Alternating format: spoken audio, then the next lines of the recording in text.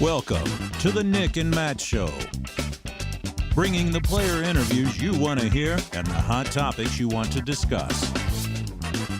Recording live in studio. Here's Nick and Matt. It's not Nick and Matt. You know by my voice, it's Matt and Evan. But it is the Nick and Matt Show. How's it going, Evan?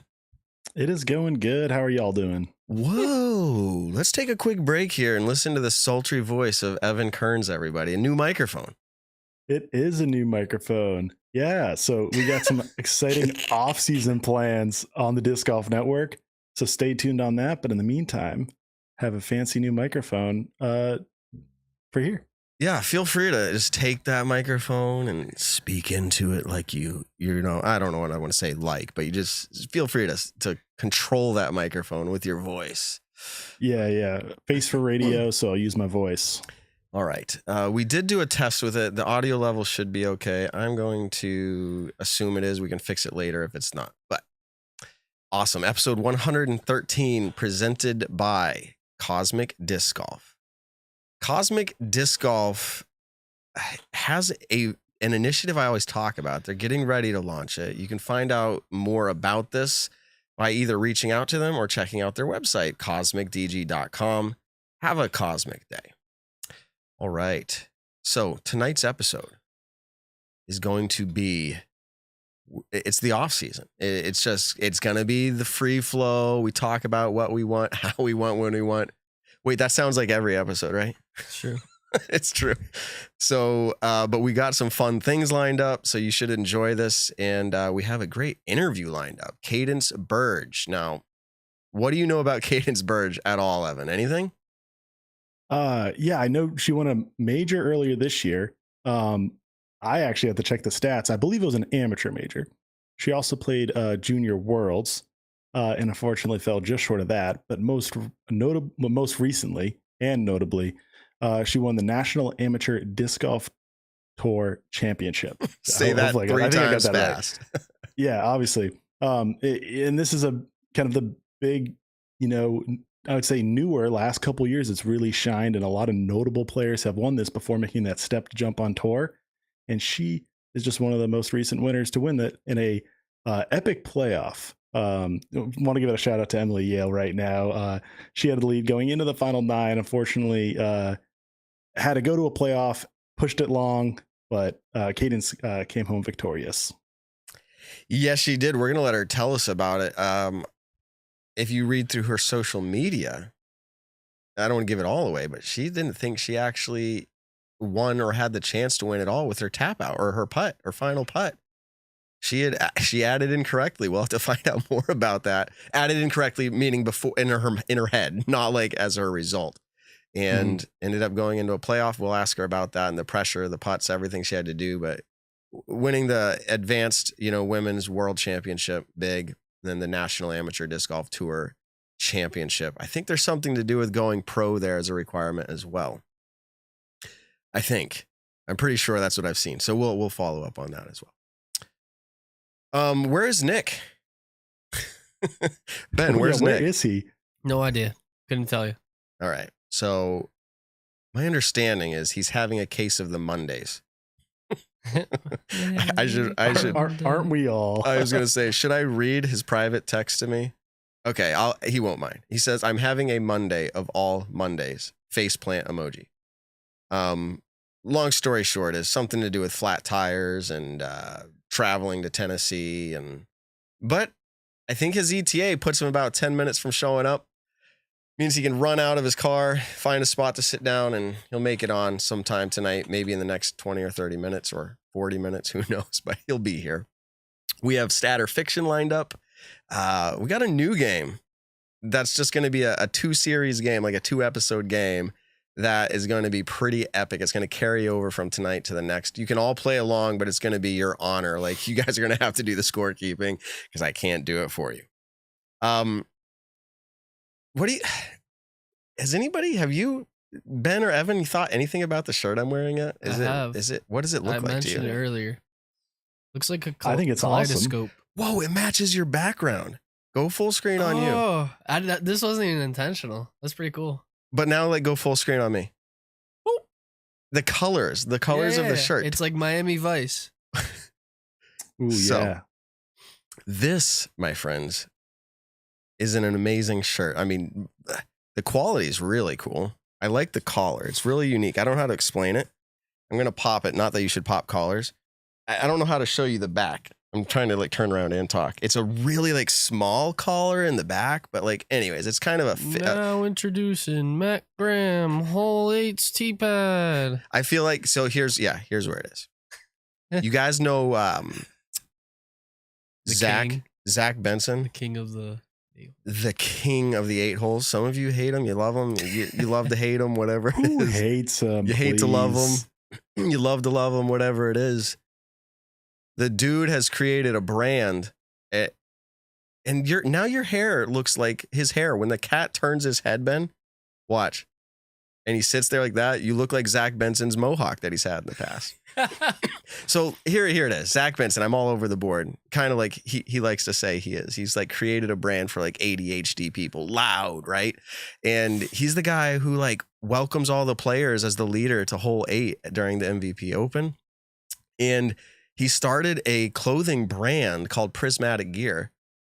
And he's like, dude, I've got some cool shirts. And I was like, I definitely want those shirts. So this is shirt number 1 that you'll be seeing on the show.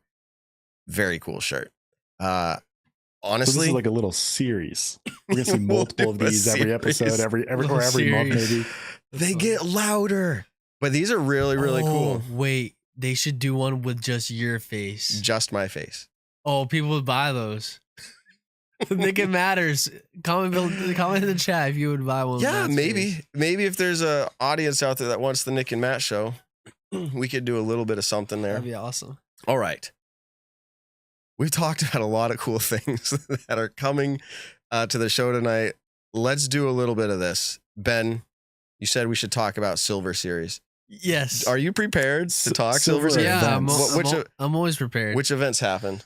Wait, hold up. Silver hold up. event. There are no longer Silver Series. like Marshall. I know it's going to be a hard memory, whatever you want to call it, to break. What do you mean they're not called Let's- Silver Series still? Dude. They're now called Silver, just Silver. There Like was they're a silver massive events. field of strength at this last Silver Series. No, there wasn't. Okay, I was about to Just say. messing. I was about to say. Whoa. No, strength I'm of just field. gonna let that go. Oh. No, I know. I'm just messing around. Oh, I get. He's the field of strengths that we were all Yes. saying. Okay, we got it out of the way. It is silver. Well, it's a silver event, is what they're calling it. I even saw Yeah, still graphics silver. after their announcement. They still had old graphics on their DGN video play-by-play, and it still said Silver Series, but Why? I like it, silver it has a event. ring. No, the reason. Did we talk about this yet? No, Silver I don't Series. know anything. I think the idea more is it's still one tour, but they're just silver variety of this tour. It's not a separate series of a tour, which is kind of maybe was the original idea, maybe not, but it was at least perceived that way. And it didn't really come to be that way because it really is just it's events for the top players and just it might not be as important, not as high paydays. Maybe it's in a weekend to skip if you need some rest, but it's still like the tour. And that's exactly how I think Jeff alluded to that, Ben, if you were listening instead of producing so well. He said was something like, it's not a separate series. It's the tour. It's a silver level event, if you will. So it's a silver event as opposed to an elite event. The same thing is there's not an elite well, is there an elite series now? That's what I'm saying. There has to be at least Yeah, series still. Yeah, I think that's just more of a legacy term. I think you are right. It is Elite Series, but I think it's more of a legacy term. They're also trying to use more like Disc Golf Pro Tour Elite event as kind of more their wording. But like the PDGA still, the tier on them are ES for Elite Series. So it's going to probably stay as legacy, kind of feel it that way. I mean, some people call majors part of the Elite Series. It's kind of tricky of like what is what anyways. So Yeah. go on and So on about silver event. There was a few of them that have happened. What was the first one? Lake Marshall. Like Marshall. Nick played there. Yeah. not in the. Did he play in the tournament? Yeah. Is that rude for me to not know? Pretty I don't rude. think it's rude for you not to pretty rude, know. honestly. But, yeah. In my opinion. Yeah, pretty well, I rude. know who took it down. And, Okay, who took it down? all right, we'll Luke, go right into Luke it. Sampson? Yeah, Luke Sampson Ah, takes yes. it down. Now you need a point. Castaplas getting a victory. Macy Villadiaz on the FBO side as well. Her time, she's just knocking on the door to get one of these wins because she's very talented, and not that Luke isn't either. But Macy had that incredible ace. I don't know what hole it was, but that downhill shot, that was absolutely awesome. sick hole and absolutely sick ace from Macy. But Luke Sampson takes it down. Like, Chris Dickerson had the lead going into the third round. He was kind of the clear favorite, being by far the highest rated player in this tournament. And he struggled a little bit. I didn't get to catch it all, but Luke kind of battled back, ended up having a pretty dominant victory. You talked about that ace. That's the kind of ace that you want to throw in. Like, you want to throw any in, you want them all to go in. There's this skip shots, all that. But like, that has to be considered one of the more purest types of throws. It's just so flat, straight. It even tipped a little, like it's not hyzering out. It's just kind of exactly what you want. So I did that, but the hole I did it on was probably 150 feet shorter downhill with a Sonic. I've done it, but it was shorter, but like, that's the one you want, like that style. It's awesome. Was there a second silver event that we missed? Happened in this weekend. It's this weekend. Is the New World Championship. By the way, is it this it's weekend? not the New World Championship. Yeah, this weekend. I'm pretty sure. It's the New World Championship. I talked so MVP Open. When you introduced me to Greg Barsby, we got to talking, and he was like, "Yeah, there's a New World." And he was like, "I don't know why they named it that, because they have to name it something there, because it's literally the New World Championship." Ricky, does that mean if you win this one, you're the best player in the world? Who knows? He's not playing. Oh man, doesn't matter. Is he not? I feel like there's a lot of big names signed up. I haven't looked into it, so that's on me. Here's some: Paul Macbeth, Matt say it. Mattio. Anthony Barella, Isaac Robinson, Garrett Gerthy, Ezra Aderhold, Gavin Rathbun, and then Brody Smith, Johnny McRae. So then Connor O'Reilly. So it kind of tapers off there. So those are the household names that pretty much. Yeah, having Macbeth in there kind of locks down the validity of it. Yeah, just a little bit. He just moved to Florida. He literally lives in Jacksonville, right? Yeah, this is. I don't know. Does he? I'm pretty sure. Correct me if I'm wrong, but the Disc Golf Pro Tour Championship used to be at the New World complex. Correct. One of them 2017 and 2018, I think. If you go back, before moving to Charlotte, and you remember Nate Sexton in like the railroad tie gate. Yes. He's like, "Where's the TD?"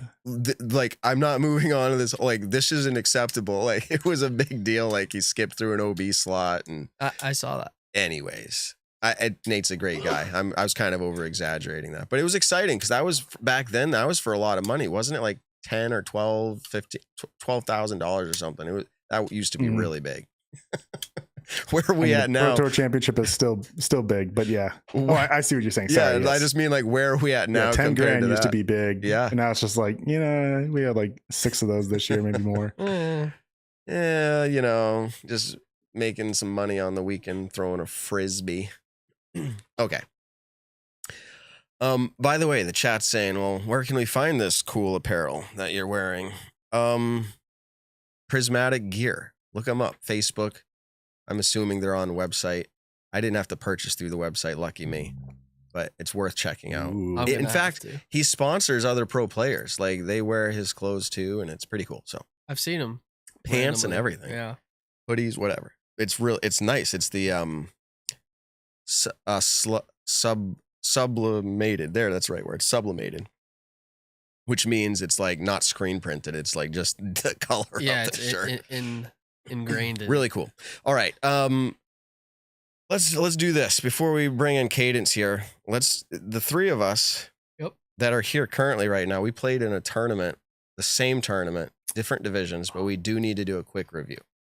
I'm sorry, Evan. Evan, it's okay. Evan, it's good to talk about it. Air out your feelings, just right? Get it out. So Ben and Evan played in what is now MA2, not intermediate, just MA2. Just MA2. But that was actually the last. Two. Wait, that was the last intermediate event of your life. Yeah, because I'm moving up. For me, legitimately, regardless. And for Evan. And I'm last joking. MA2 event of my life. I can never play intermediate again. So here's the deal. We should talk about that, by the way, too. Let me put that in my notes. Totally missed that. Division. Right. Do you have that in your notes? Okay. No.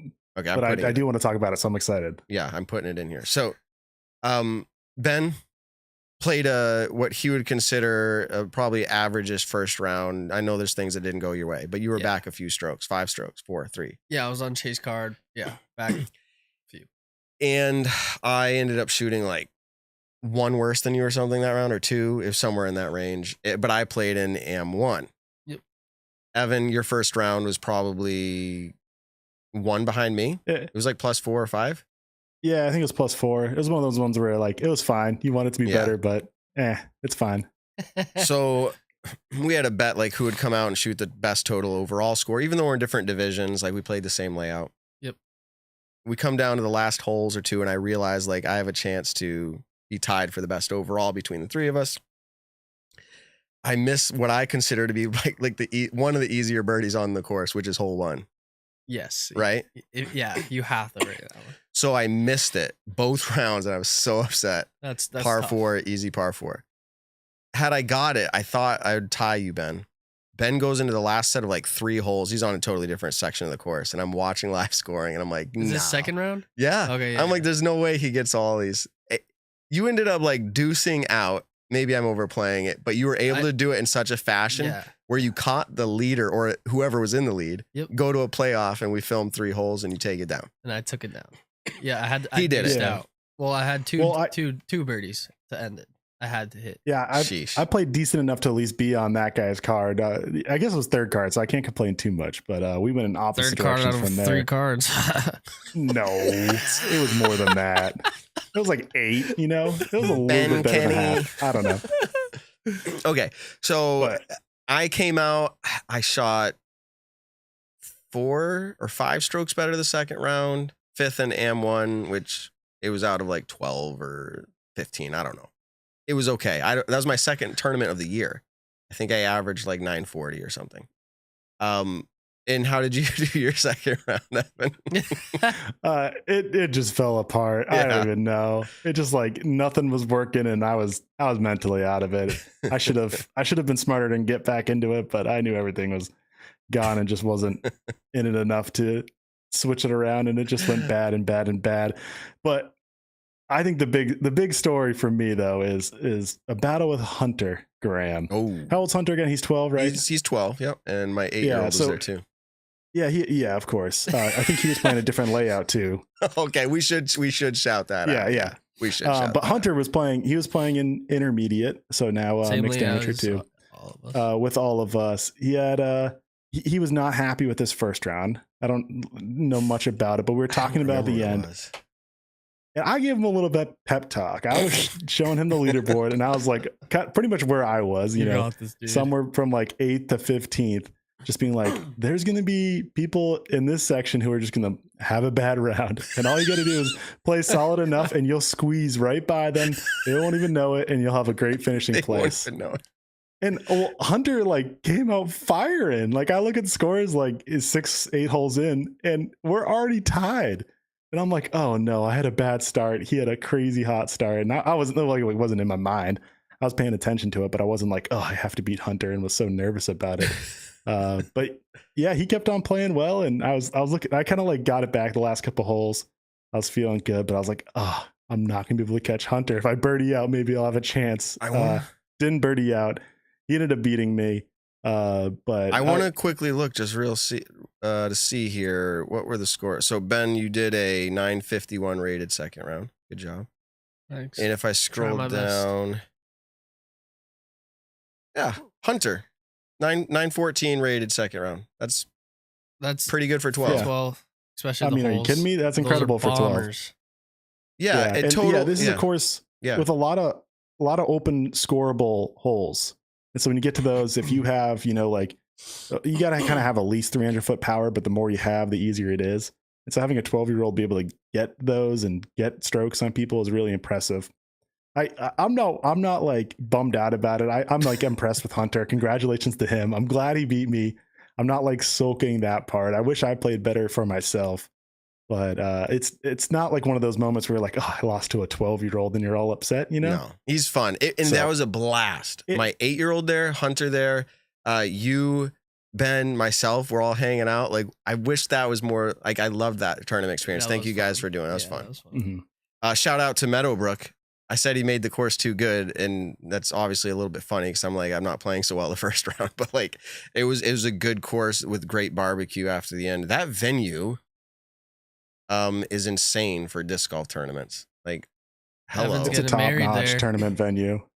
Right, Very Evan? Not at Meadowbrook, no. By the way, and we got to close out on this. We got a great interview right now, just about right around the corner.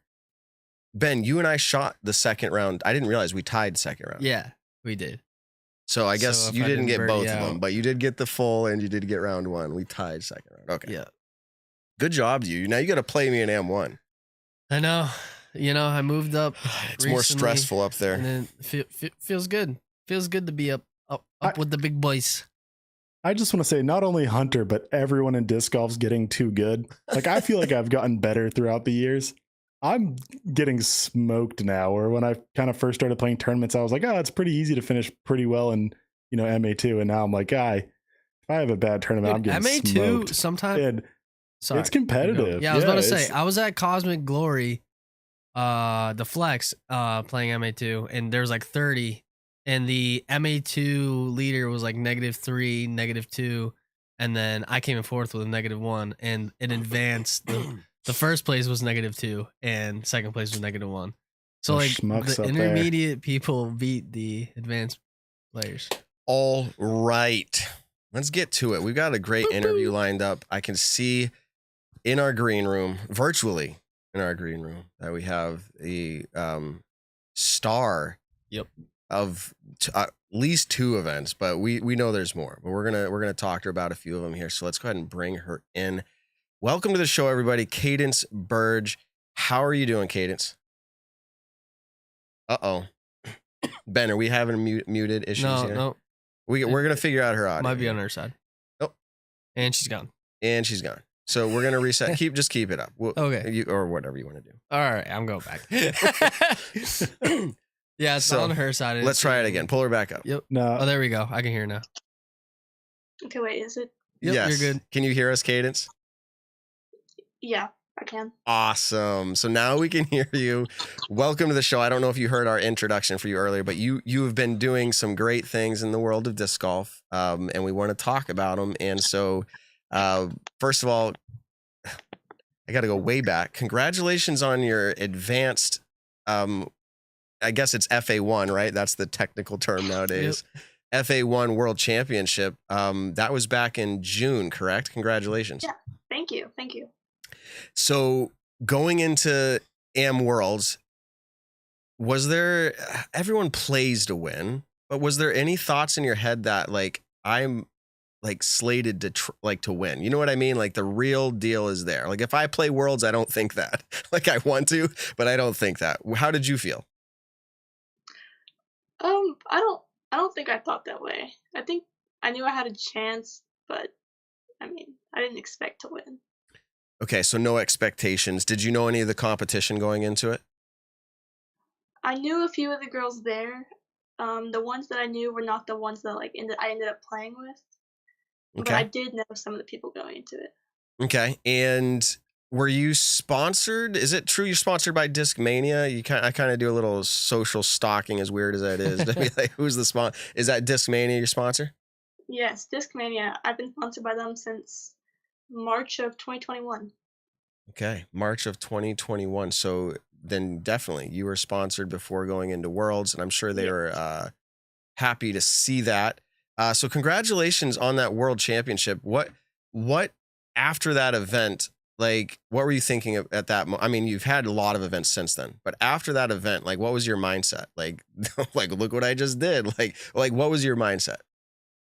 Yeah, it was almost unbelievable. I don't know if I knew I could do it, but I don't know if I really believed I could do it.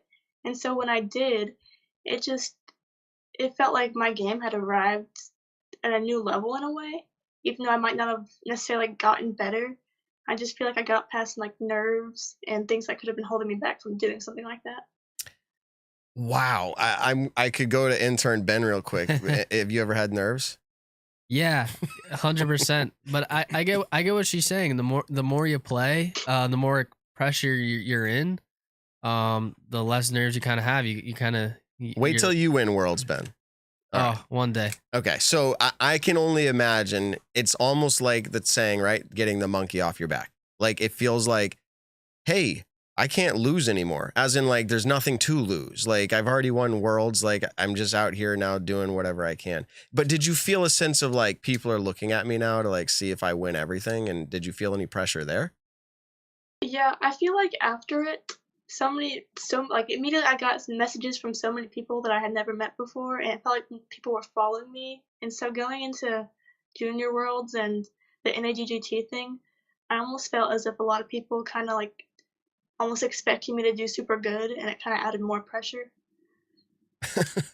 That is what I've been doing a lot of thinking about, the mental side of disc golf lately, and I'm like, man, that is the key to playing well. You have to be talented, but if you can figure out the mental game where you're not putting more pressure on yourself than, I don't know, like you don't put more pressure on yourself. Evelina Salonen, not to throw the interview this way, but like I was able to interview her in person, not on a show, just like in person, me talking to her. And I could tell that her putting situation this last year was large part due to the pressure she's putting on herself. So absolutely understand that. So you won AM Worlds. Tell us a little bit, because that was just our introduction. Congratulations on that. Like, it shows that your PDGA membership started in 2015. Is that when you started playing disc golf, or is that or close to when you started playing disc golf, or was that much later?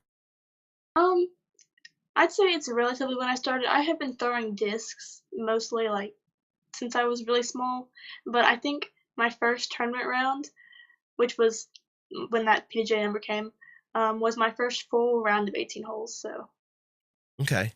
And so that puts you at playing, I'm no stat mando, but I think that's 7 years. And yeah.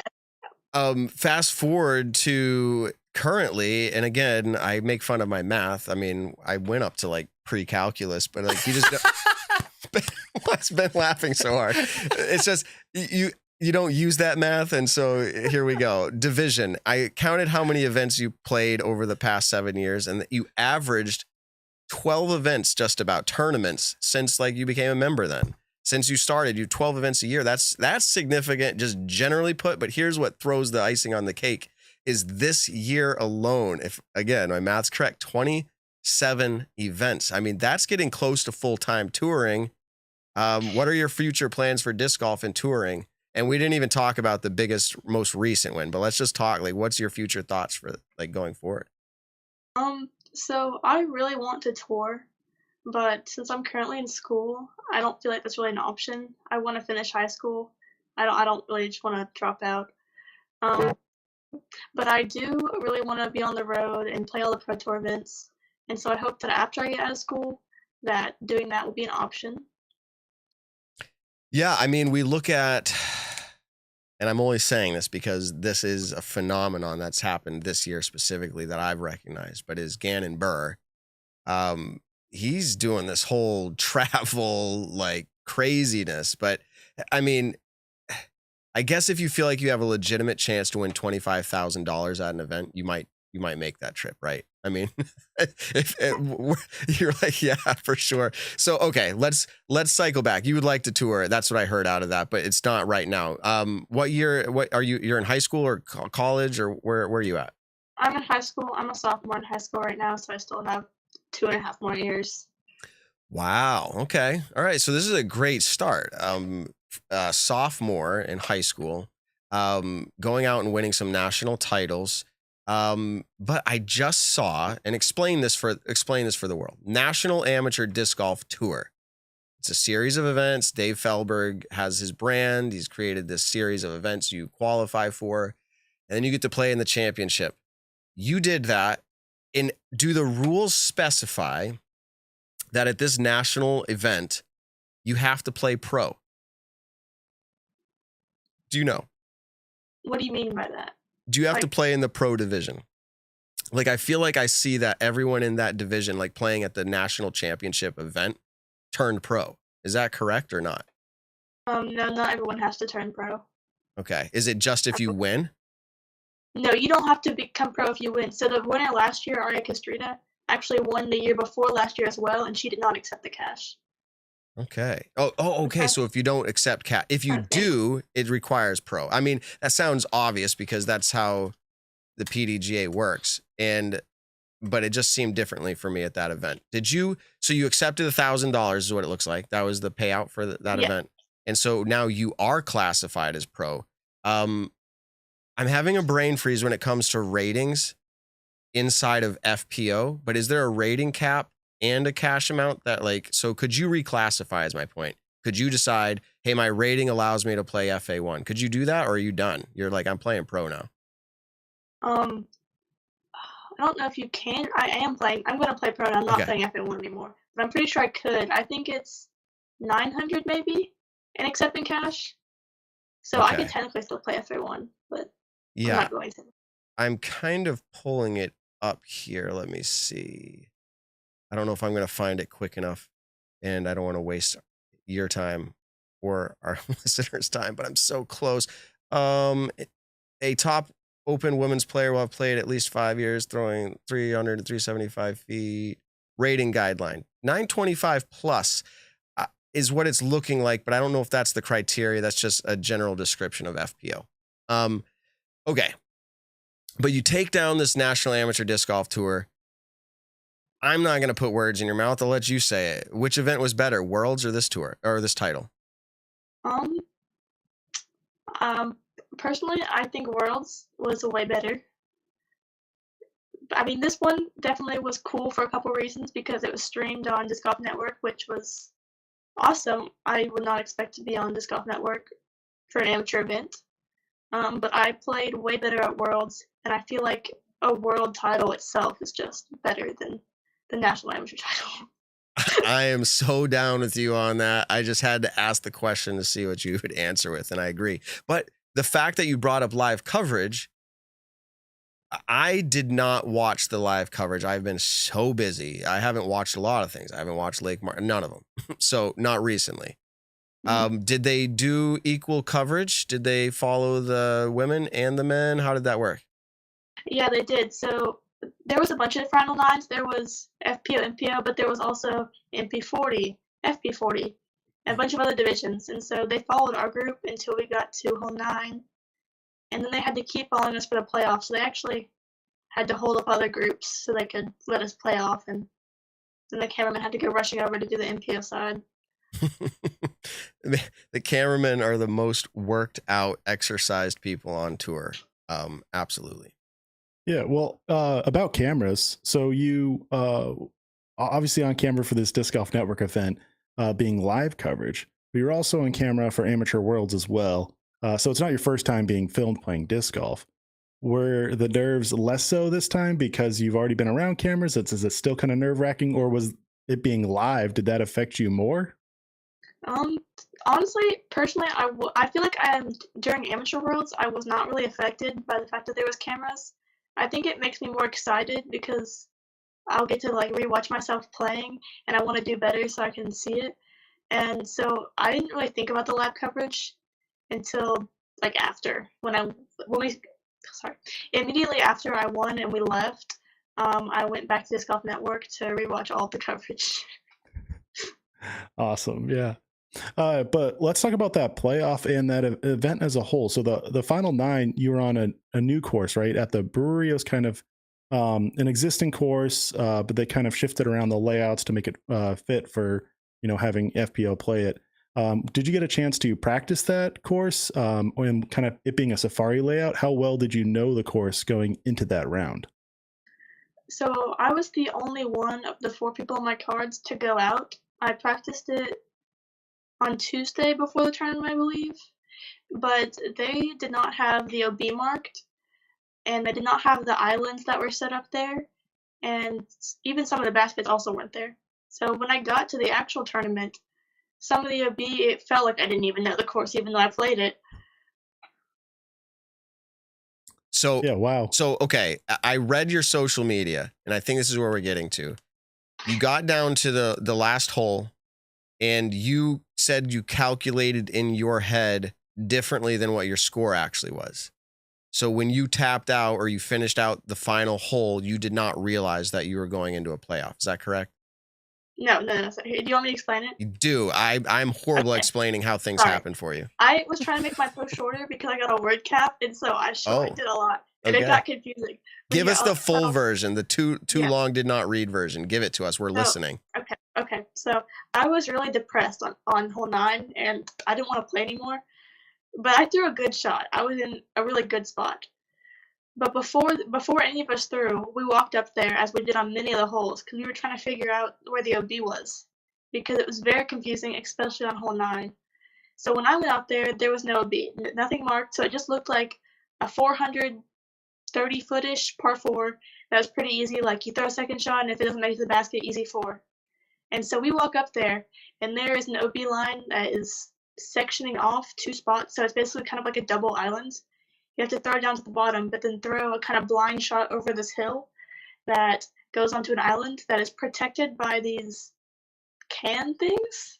I'm not sure what they were, but they weren't there before either. And so I threw a good shot, and then basically I had to go for the green. I mean, I didn't have much options, and I couldn't see it at all.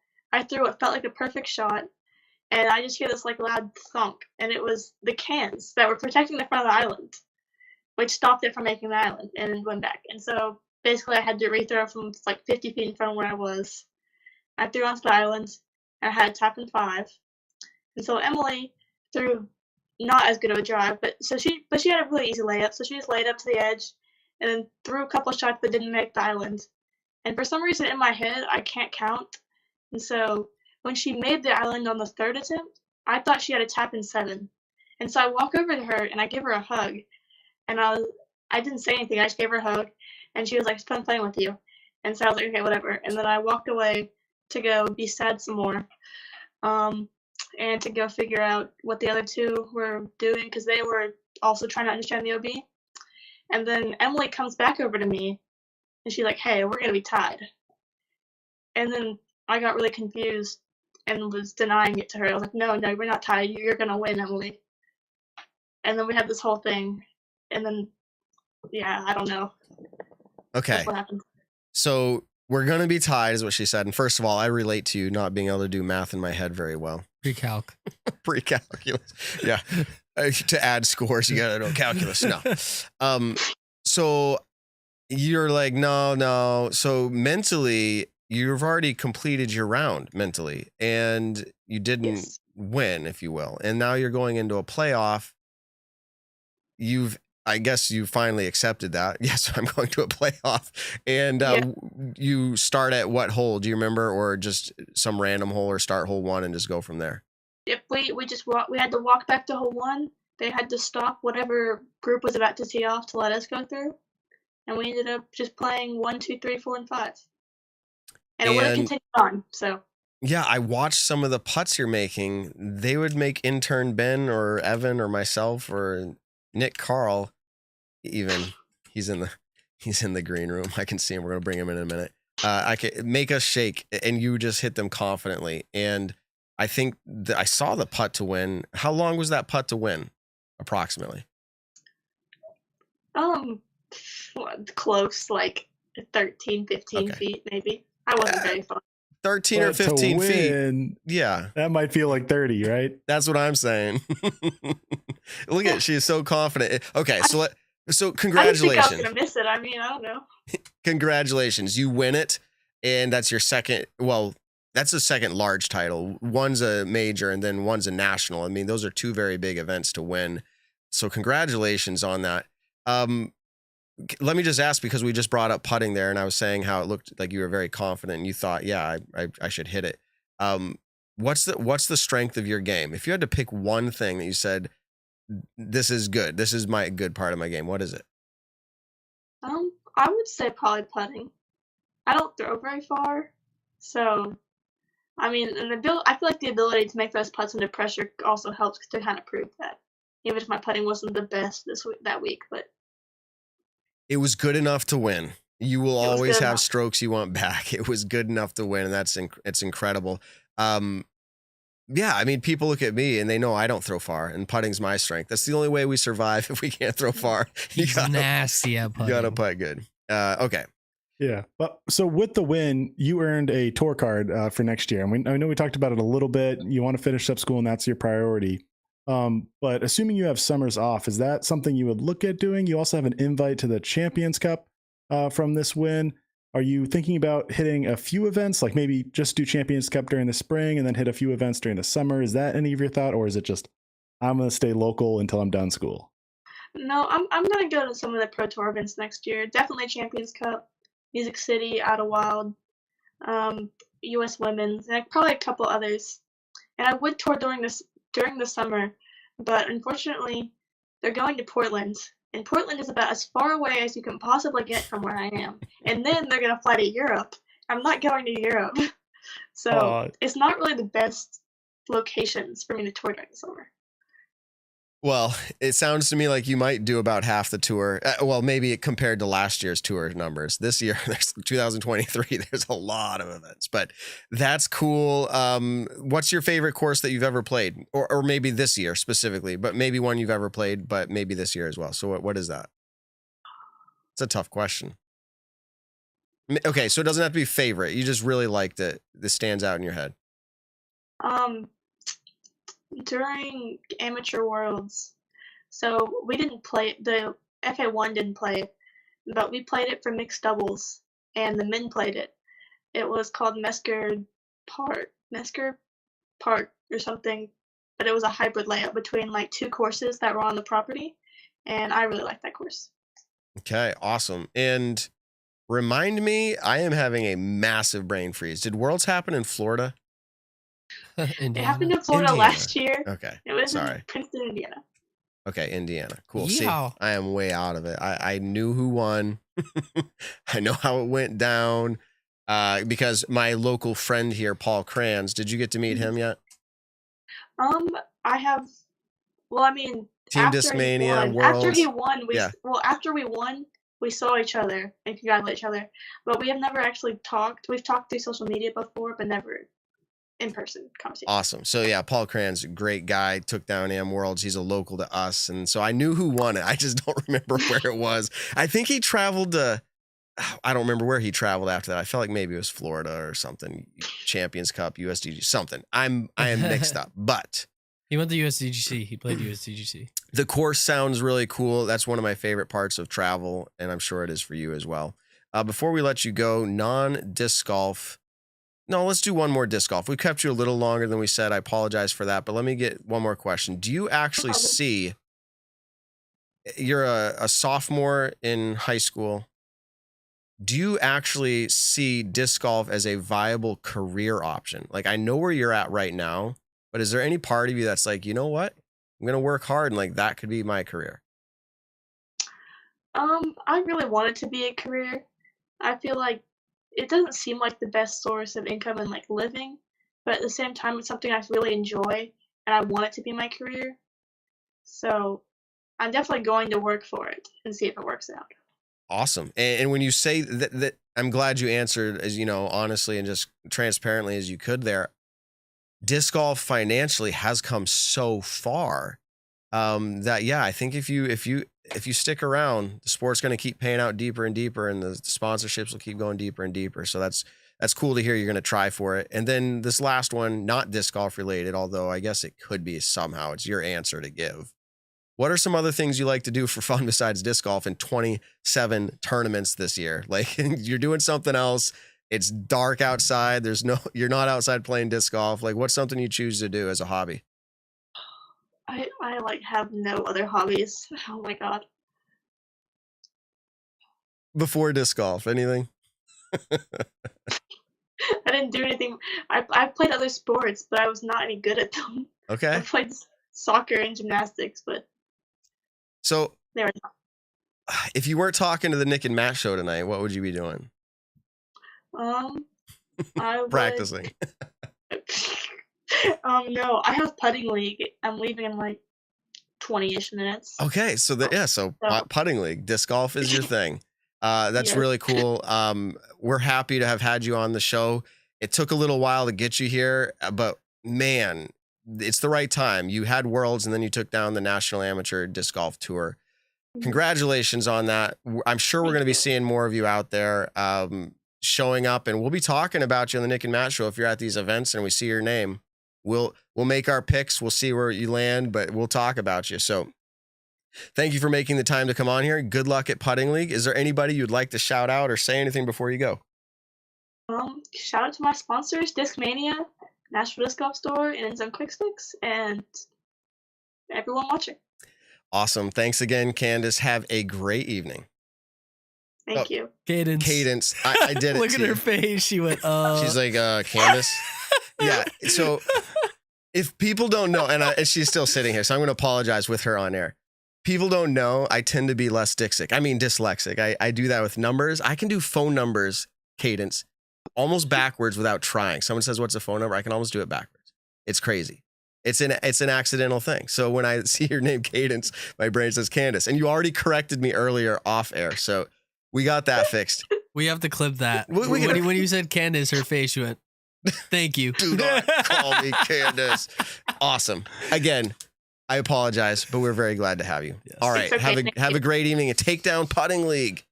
Thank you. You too. All right. Have a good one. Bye. You too. The absolute joys of live disc golf talk. Let's go 3 up if you have it there. Oh, welcome to the show, Nick Carl, everybody. Look at this. What's up, everybody? Is my mic and all that good? I was just gonna say it looks like it. Yeah. Should be. I forget if Gain's supposed to be. No, actually, I think I have it right. Man. So, what's up, everybody? Listen, dude, you're lucky you don't do stupid whatever, like call people not their names. I feel like I listened to it the last 10 minutes, and it was just kind of funny because Matt was like, I don't know where Worlds was, and then he gets the name wrong, and I'm just like, oh my gosh. Did what you I know where just come Am Worlds into? was? Yeah, that's a tough trivia that's a question. I'm not gonna lie. I actually I knew had it no because idea I'm staring at it because I was Okay. prepared, Matt. Yeah. I have her major history right here. Prepared knowing like the course names? Come on. Like I knew she I played. didn't know. I looked at it as you were talking about it. And All right. because there's pools, it didn't say who played what. This is make Matt look It dumb. just said I get it. layout. I wouldn't have known if Paul didn't win. Thanks, Ben. You can keep coming over. You're welcome. Hey, Nick, Evan's sweet microphone, man. He just splurged. Tell us about why you got this microphone, Evan. I know the Nick and Matt show is a big deal in your life and everything, but like, what happened here? Yeah, we have some pretty cool off-season plans. Going to be doing a podcast on the Disc Golf Network with myself, Dion, who you may see on League Night occasionally, and Hans, who has done podcasts in the past, but not in the disc golf world.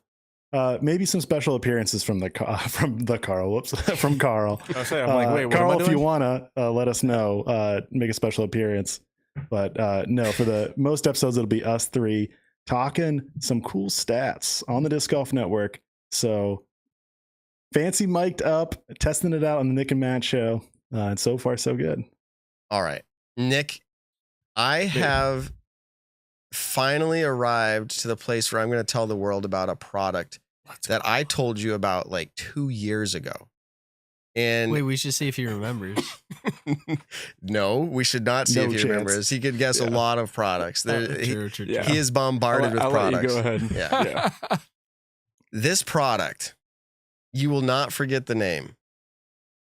It is Safari Knockers. No. Mhm. Safari Knockers, everybody, is described on their website as exceedingly portable disc golf targets. Now, go ahead and just go to there we go. So this, my friends, let me play it for you. If you're listening while you're driving around, you're not going to be able to see this, but I can explain.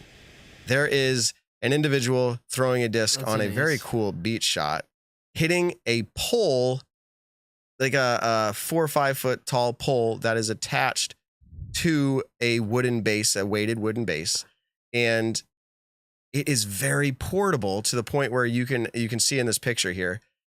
So picture, I'm trying to think for people listening in the audience, picture like a rake handle, right? Now I'm really doing it lack of justice, but a rake handle that can break into 2 parts by unscrewing, and a base, and it can fit in your disc golf bag.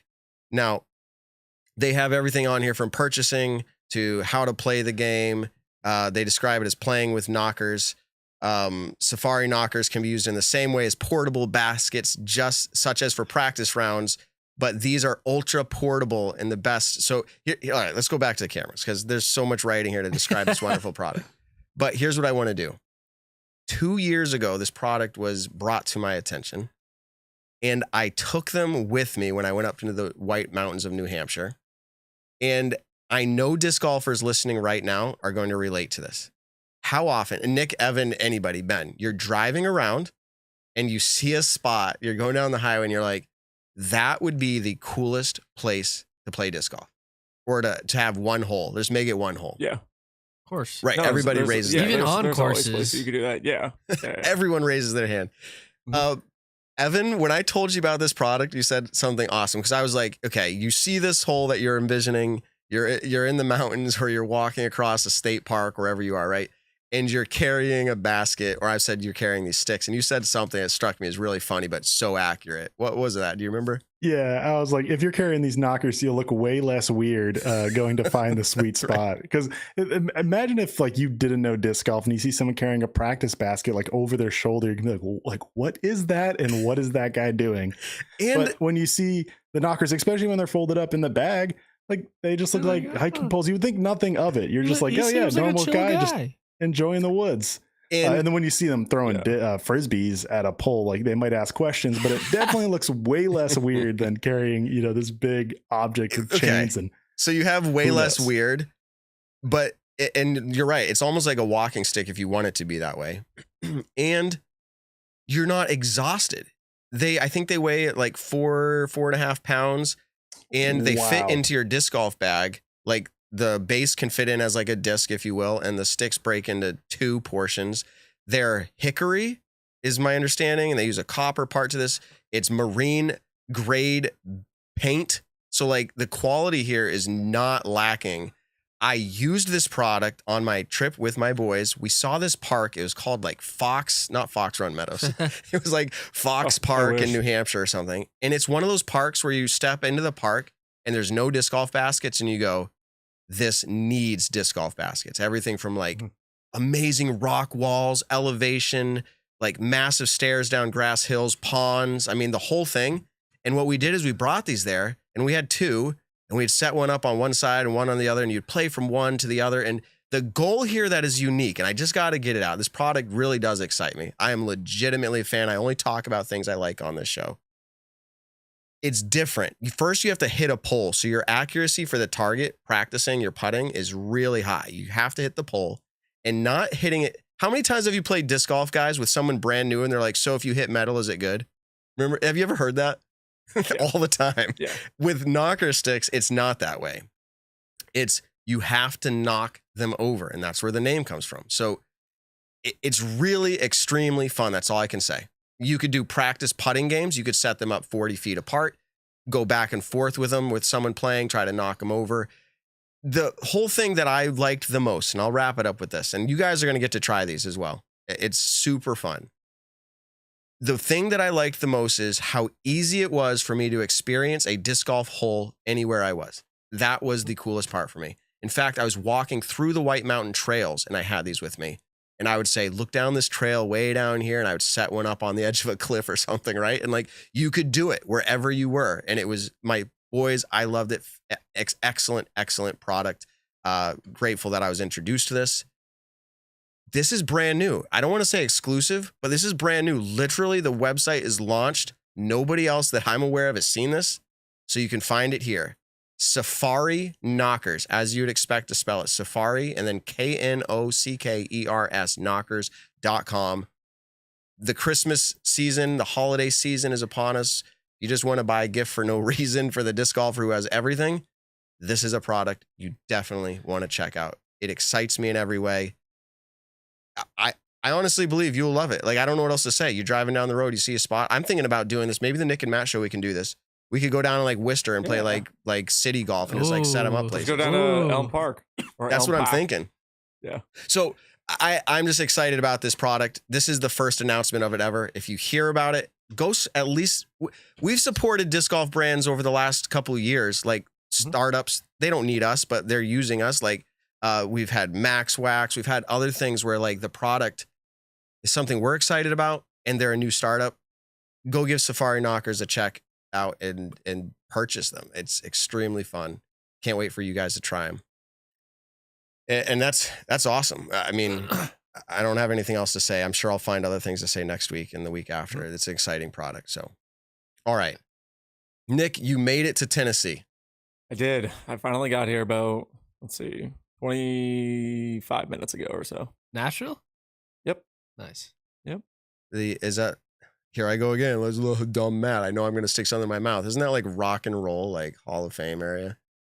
I'm or sure country probably music, is something. here. Not rock and roll. Country, That's yeah. Cleveland. I think it's just general music and country. No, it's music in general. It's Dude, Cleveland. It's well, I was country actually- music yeah. central or something. Yeah, something like I was here last week as well. I flew last week when I came down and visited, and then now I drove down because I'm spending a little bit more time down here. But last week when I was in the airport, I got there early enough to have some time to get food at a restaurant, and about 4 or 5 of the restaurants that I passed all had live music at them. And you know how like if you go to Vegas, everywhere in the airport has slot machines. If you go to Nashville, everywhere in the airport just has live music. It's I don't know. It's pretty cool. in the airport. In the airport, like in wow. the restaurant that I was eating at in the airport, there was just a dude and some other guy playing guitar and bass. It was fun. That's like Vegas and like slot machines and casinos. Like you get off the airplane and you're like, there, let's just put some money in the machine. That's what he said. Yeah, Matt. exactly. Yeah. I'm just saying, it's So- like what it is. I'm reading in the chat, guys. Yeah. The owner of Knocker Sticks. Mhm. He says every golfer can appreciate a good pair of knockers. So go get yourself one. There you go. All right. So Nice. Good tagline. good tackling. All right. Let's move into a What? quick discussion surrounding. We've got still a lot to cover here, but we have an hour to do it. Divisions renamed. Nick, you are no longer MPO. I'm sorry, MPO. Yes. No, that's the same. That's the same. Yeah. So all the amateur divisions, not ratings based, although some of those changed, but just generally speaking, there used to be what would be a descriptor name attached to MA1, okay, mixed amateur 1, and it would be called advanced men. Then you had MA2, mixed amateur 2, which was intermediate. And then they went MA. For those of you who don't know this, back when I started, you didn't even know about MA3 or MA4. But as the years came along, last year and so on, you have MA3 being classified as recreational and MA4 being classified as novice. Similarly to the FA1, so on and so forth division, it just changed it to be specific to the female division. So, Evan, you've been ranting about this, or at least trying to pick our brains and our ears for like a year, I think. So when this happened, there was celebration in your head at the very least. But tell us, what was it about? Yeah, what was it absolutely. about these divisions that you think they got right? Yeah, so kind of it all stems from I think advanced, like that makes perfect sense. When you get to intermediate, like sure that's intermediate and that makes perfect sense. I started in intermediate. I have tried to leave but haven't left. As far as competitive, like still intermediate makes sense. My problem really gets when you got to rec and a novice, which you mentioned that you don't really see those very often. And in New England, I don't think I've ever seen novice ever. But around the country, you do see it more often. But rec and novice, I just thought the names were kind of really, I want to say demeaning. And especially if you're a competitive player who's maybe rated like under 850, rec is the perfect division for you. But you might not feel like a rec player. Like you might have a grip bag. You might have 200 discs or something. What does in your recreational house, and you're even really mean? Competitive about it. But you're really competitive about it. You're that's how good you are, and that's okay. So you're not a rec player, and a lot of people saw the rules as if it's rec. It's kind of like, oh yeah, you're there just to have fun, which some people are, and that's okay. But the rules are just kind of for fun. You don't need to follow them. Like, yeah, you can, have foot faults and all this stuff. And not that people are gonna be really picky about an amateur anyways, but it kind of gives this feel of, yeah, it's not really important. It's you're not good. Who cares? And I don't really think that should be how it is at all. It's people who care about disc golf who just aren't as good. And then especially when you get to novice, we don't see it a lot in New England, but other places with more players, you'll see it more. And it's just kind of a hard way to say, like, novice to me is you just started playing like less than a year ago. And I don't know the rating. It's about like what, 700 to 800 ish. So they might not feel like a novice, and it kind of seems demeaning where, yeah, they're not going to be called intermediate. You don't want to call them like a beginner novice. They might be playing for a few years. It's just a lot harder on the words. And like, what is the point of a word? Like the divisions make perfect sense. Like you can call themselves Division 4, which is what it is now. It's MA or FA4. Yeah. Like that's perfect. But the name novice, it's novice. It sounds bad. To 849 is what Todd in the chat just said. Thanks for that. And here's the point: is Dan Roddick, a founding father of disc golf in our sport, he would be considered in the novice division, and that's what the PDGA points out is like, come on, like he's been around the longest. He is not a novice player. So, if his age determines it, he could be a legend. You know, depending. You can go from novice to legend, just depending. Yeah, well, I mean, if age is, what it is, then I don't know. My kind of take on it is, like, I like how they're calling it FA1, MA1, FA2, on and on and on. Yeah. I didn't think novice was that bad. Recreational was the one where I was like, that word kind of needs to change up because I get it. Rec does kind of sound a little bit weird, but novice is, someone of, let's say, a lower skill set. They're a novice. They're like, if you were to call them a noob or something like that, like it's a new person. Yeah. It's a new person in the sport. And so they're a novice at it. And then as you get to the next one, whatever that word may be, and then amateur, and then pro. Yeah. So I didn't think they were the worst things. Recreational was the only one that I was kind of like, that can go. Name wise, not division, name wise. Yeah. Yeah. I don't think any part of me was sitting around being like, oh, these are misclassified, but I will say I am happy for those. It's people like me who think these things up, but that was not something I thought up. I was just like, it didn't stand out to me. When Evan, you told me about this, I want to say it was, I don't know, 6 months ago or 3 months, whatever it was. I thought to myself, oh, it's a persuasive argument. Yeah. Rec, like, why are we saying rec and novice? Like, again, it's a division that doesn't get played often in New England. I do think it's expanding.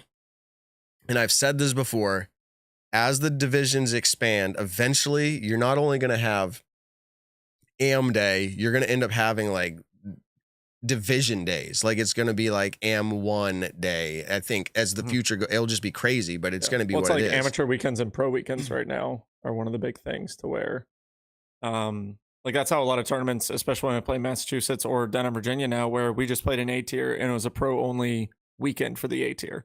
So in any sort of pro division, X amount of them played over at one course, the other played at the other course. And then next weekend, it's all the amateurs playing on the same 2 courses, but they have their own weekend for it. Yeah, and I think the multiple courses grow. Yeah. As disc golf continues to grow, that's what we're going to see. And I'm someone who at times I love playing multiple courses. At other times I love playing one course. This was a great weekend to play 2 different courses, so. I'll wrap up with this. I've said it before. I don't need to keep pounding and banging the drum, although I was able to get the ear of the PDGA the other day. Not officially, not in like an official capacity. Like I wasn't at their annual meeting or anything, but I was talking to people who serve on the board. And I was like, one day, just like all these divisions are expanding, because you have age protected divisions, like eventually there will be a world championship for like 12 and under, like, or the event itself is going to expand so large that it will be, 120 or 150 players in the 12 and under division. Like it's going to keep expanding unless they want to say, no, we're just going to limit it to, top 20 in each division, like the best of the world. But I guess my point is at these tournaments locally, like how many divisions are there now? Literally how many PDGA divisions are there? There's like 40 a lot or more. Like, if you have a tournament, how do you cater to everybody? Like, you're going to have to make it like, hey, exclusive to divisions eventually. Yeah. So, all right. That was talking tournaments, not tournaments, but divisions, which is really where that matters. I have a surprise game for everybody here. Woo! Nobody's prepped on this. And except for you. No, I didn't even prep. I actually used my kids to help with the prep, meaning so like I wouldn't do the prep. That. Yeah. And I don't know if they're upstairs. They're always upstairs. Sometimes they're watching this. Sometimes they're not. We'll see if they are. They can play along. So can the chat play along. So presented by Play along, chat. Double G Craft Jerky. Double G Craft Jerky. We've talked about it all year. The jerky is the best jerky that I've ever had. I'm going to grab. Sorry, that was a horrible sound. Is this going to be a taste testing? No, Darn it. but I just did think That'd be a about little it. hard. I didn't in prepare 3 by different sending you guys locations. your jerky, but there's a couple pieces left, Ben. This is what a throwback. This is like 6 months ago. People don't like when I eat on air, so I'm just going to set that down and eat it after. No, only Hannah doesn't like when you eat on air. Everyone else loves it. They're like, Matt. Oh, it's so the way good. you Okay. eat. Yeah. Literally so good. My mouth is watering. The perfect flavor. And this is the original. I love Double G Craft Jerky. Absolutely, by far, the best jerky I've ever had. Mm-hmm. They have one for everybody. They have some that's like soft and succulent or tender and succulent. And then they've got like spicy. Then they've got like the original, the barbecue, Paul McBeth, all this. They do good cause, the whole thing. But they're presenting this game tonight. I got to chew this jerky. They're presenting the game. And this is a 2-part game. What you do tonight in this game, Nick, is going to matter greatly when we get to the end of the game, which is not tonight. Okay. It is going to be some form of eating contest, okay? As in, it could be spicy, it could be gross, it could be whatever. We're going to figure it out. We haven't decided the actuals of that yet. But the way you place in this game determines what order you get to pick from what the options are to eat. So, like, you're like, Nick's, like, if we all pick it and it's hot sauce left, Nick's eating the hot sauce. Yeah. Yeah. But if he gets the win here after two nights of this, 2 shows of this, then he'll get to pick first. Okay? So that's the general gist of it. The way this game is played, thank you, Double G Craft Jerky, for this. This is going to be really fun. Is without looking, and I'm gonna go ahead and pull it up without looking, and then I'll have it ready for reference. But this is how unprepared I am. Then you better be watching, first of all. Watching what? What I'm doing. Yeah. Wow. DGPT.com. I'm clicking on standings, and now I'm not going to look. Okay. We are basing this off of how golf is scored. The lower points, the better. Okay. What you have to do, and this is gentleman's honor. We are going to trust that you either wrote it down or you're not going to change your number in your head. Okay. We have to say where we think these players landed in Disc Golf Pro Tour standing results. This is not. How many questions are there? There's 10. There'll be 5 MPO, Okay. 5 FPO. We have to say, when I list a name out, here's where I think they landed. We look at the numbers, and then if you're 5 off, you get 5 points. If you're 2 off, you get 2, so on and so forth. If you're 0, you're They're perfect. placing, right? Like 1 to 10? Nope. So I'm going to say a Points. name. You pick where you think they landed in the Pro Tour standing results. Standings, yeah. Yes, For standings. 2022. Yep, not UDIS ranking. It's literally what was there for standings. Yes. In fact, Like Ricky Wysocki would be 1. I don't want to look, but okay, 2022 MPO. Okay. So let's just get the first one out of the way. If you nail all of these and you have 0 points at the end of tonight, you're probably going to choose whatever you want from that list. Maybe we can have a piece of pizza in there Or or a something. lobster. Or a lobster. Caviar. Oh, love lobster. And I don't know how to involve the audience in this quite yet, but I would like to do, as part of this, a subscription giveaway of Double G Craft Jerky. So I'll figure out a way to do that, but stay tuned for this. You're going to have to know something from this game. I think that's what we'll do. Come episode 2 of this game, we're going to do some trivia from this game. Like what happened when Matt answered whatever. And if they get it right, we'll let them give an option. We'll give them a subscription to Double G Craft Jerky. So here we go. Name number 1. Presented by Double G Craft Jerky. Can you guess it? Where did they land this year as the finish Disc Golf Pro Tour standings? Play along, chat. Play along driving your car, you're at work. This will be fun. See if you can beat us. Adam, So no one read the chat. Adam Hammis. Yeah, don't read. No, we can't read the chat. I'm watching you, Ben. Your eyes. Oh, Ben's eyes are reading. Okay, Adam Hammis. We're going to do it one by one here. Adam Hammis, I'm going to think to myself where he landed. And this could be really bad. If you're like way off, you lose like right away. So, Adam Hammis. I've got a number. Is everyone else locked in? I'm locked. No, not yet. I'm locked in. Oh, All right, I am. I'm hating myself right now. I know. This is killer. Okay. Let's go with intern Ben first. Oh man. I'm gonna say, well, I already had it Yeah. in my head. Sorry. But 35. Sounds All right, Nick, what do you got? 22. 22. Dang, I had 21. Evan. Oh, no way. I had 21. Whoa, dude. Oh, there we go. This is awesome. Neither of us are pulling away really fast here. That's good. I It know makes me Ben's feel a about little to better. get a fat amount of points. That's true. Okay, I'm scrolling. Adam was not I'm in the scrolling. play-in. Wait, this is tough. How do I do this? We're going to have to just keep track because I can't look now. I can't look to see where it is. Keep track of who. Because otherwise I'll see everybody. I don't know how you're gonna go do through that. all of them. Yes, go through write all this of them, down and we'll next do to the your math little at the sheet. end. Yeah, write it down next to your little Okay. sheet or on your phone. all right. I'm going to go ahead and give the number here, and then we'll tally it all up. I said 21. Okay. Aaron Gossage. Now, we can play along like we have. We just won't look till the end. So, Aaron Gossage, I'm going to come up with a name here. A number. Okay, I got my number. Let me know when you guys are locked in. Me too.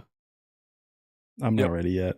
You're not. He's scrolling. I see him. He's scrolling. he's I'm not scrolling. ready yet. He's over there. Man's No, putting sorry, going I'm into his staring off into database. space. He's 'Cause got Going. Discord. He's got Hans. He's doing all the queries, He's got Hans in his back I don't pocket. need queries to look at a web page. bro. You are querying right now.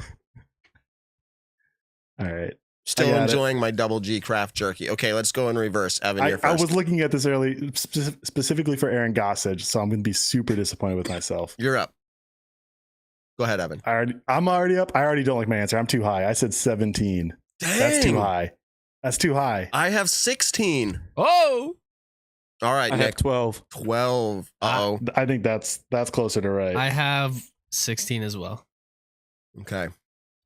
Is Ben writing these down? I don't know if he's holding up his phone. I can't see it clearly, but All right, as long as Matt can see it in person. okay. I'm going to rewatch this to make sure that you guys aren't cheating. So. We're gonna watch our eyes. Evan, you're the one with the queries, brother. Hey, you can tell if I'm scrolling to a different thing because my face will light up. It's true. The chat so far, it's hard to know. Hey, chat. Can I look at the chat? Okay, now? good. Yeah. I was just gonna say yes, because we've No, locked don't it look in. at the chat. No, we've locked look it at in. the chat? We've locked it in. No chat till the end. Okay, no chat to the If we've locked, we can't Sure, change our sure. name. Someone's going to just print out a list of Exactly. the top 20. That's that. Yep. No chat till the end. All right, we'll have No to chat come to back the to end. this. James Conrad. Dang, why is this feeling so hard to me? Okay. Cranes Gronrad. Man. All right, I've got a number and I'll go first here. 15. And let's go to Nick. If you're ready, Nick. 25. Oh no, we're all over the So- board. Ben, what do you have for a number? 18. 18 for Ben. Evan. I had 10. It was a little bit of scribble, but you can see it. updated. I feel like he was lower, but then I was kind of like, you know what? Maybe not. No, you're way too high, Nick. You're getting points. Yes. I'm sorry. Hey, that's I all love right. Evan's You're getting a confidence. few. I might not be 10, but it's under 15. Promise. I said 15, so okay, we'll see. I'll drink some hot sauce if I'm wrong right there. Well, we're still going to have a second version of this game presented by Double G Craft Jerky next week. And again, we'll be giving away a subscription of this, which is really cool. So play along. Again, what happens during this episode here, maybe during the game, will be a part of how you win the prize next week if you play along. Okay. Isaac Robinson.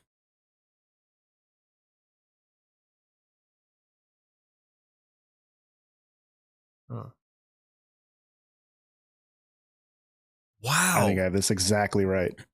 I have now. Okay, so Nick's up first if Wait, he's ready, but don't say it. I'm not because, ready okay, yet. Oh, Ben's not ready. He's thinking. I'm thinking. Pick. All right, whatever. Whatever. Go ahead. got Nick. it. 28. 28. Oh, man. I am going with. Oh, no, Ben, you're up. 22. And then Evan. Y'all are getting points. I said 15. I said 17. I'm putting $1 that it's exactly 15. No, you're just you're $1. wrong. Okay, Sorry. here we go. Oh. Drew Gibson. This. Dude, Do any of these this come is quick to you? hard. Like, oh, I know right where they landed. Drew Gibson. This is going to be Nick just went first. It's going to be back Ben. to Ben as first. So when Ben's ready, All right, I got Drew Gibby at 21. let's Is it go. me? Evan said. Is it you? Yeah, Evan can go. I got 21 as well. All right, I got 18. I definitely thought he had a better year than that, but I said 9. Whoa.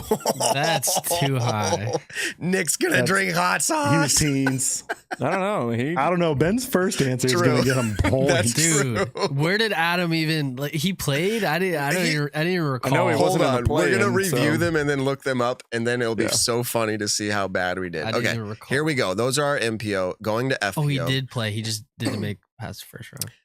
It's probably hard for people driving around or at work to keep track of this. They're like, I gotta work. I can't keep doing this. But here we go. Stacy Ronsley.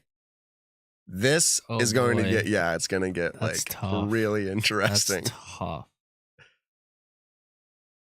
Wait, can I ask how many people are in the play-in for female? No. Oh, 5. There's 5 females we're doing here. 5 FPO. Not the play-in. No, you don't get, No, you can't ask that. This is all part of the, you got to know. Oh, never mind. It doesn't even matter about the tour championship. This is just the whole season. This is the I thought it was people who were in the tour standings. championship. Nope. Okay. If you thought it was in the tour championship, then how did you guess 30?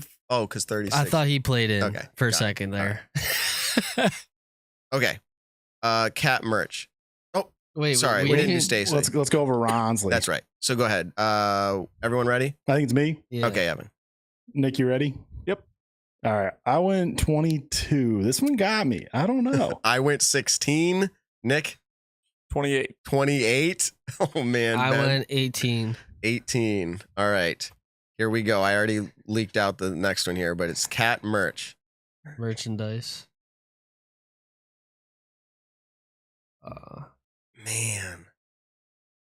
All right. I'm ready. Let me know when you guys are. Yep. You ready? I'm ready. Ben? Yeah. I'm going 13. Nick? Ooh, 14. 14. Ben? 7. 7. Oh, let's go. Ben's right back in it, and y'all are getting points because I got 7. You both said 7. Good job if that's it. It's 7 or 8, I promise you. $1 on that. Here we go. Haley King. Oh. Oh. She was like 2 events. Oh, man. Maybe 3. I'm really struggling with this one. I'm going to get so many points right now because I think I'm going way bad. I don't know. All right. It's going to be Nick. Let us know when you're ready. You guys good? Ben, you good? Yes. Yes. Go ahead, Nick. 18. Oh, boy. Go ahead, Ben. 20. Go ahead, Evan. 25. I feel a little better when the stat guy says it. 24 is what I got. 24. All right. 2 more to go here in He's FPO. got Hans's back pocket. He's just texting someone. It's like, okay, I'm going to say this. No offense to Hans I don't think he knows the Pro Tour standings in and out. I got like 15 stat elites who would help me out in an instant. And they would all know from heart.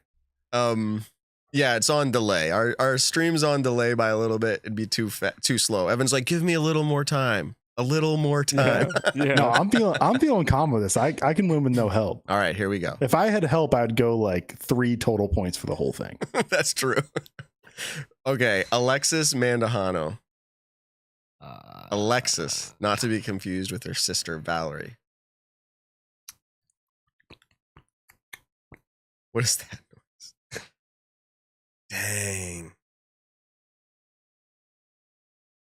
All right, I'm ready. I don't know if it's me first, but I kind of feel like it was.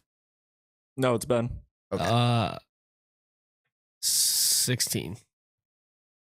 Evan, you ready? Yeah, 16. I was writing her name Whoa, at the end. you just keep calling me, brother. All right, Ben, I'm we're- going We're freaky right 20. now. I'm impressed with you, Ben. 20. Going- Why are you so cocky? Like 13. you know this. Nick says 13. All right, and then the last I one, gotta be. Ella Hansen. Ella, please come to my mind. What number are you? All right, got it. All right, it's going to be, is it Evan first now? I'm lost. Yeah. Okay. Yeah, I'll go for it. I got 9. No way, Ben. No I'm way. not even kidding.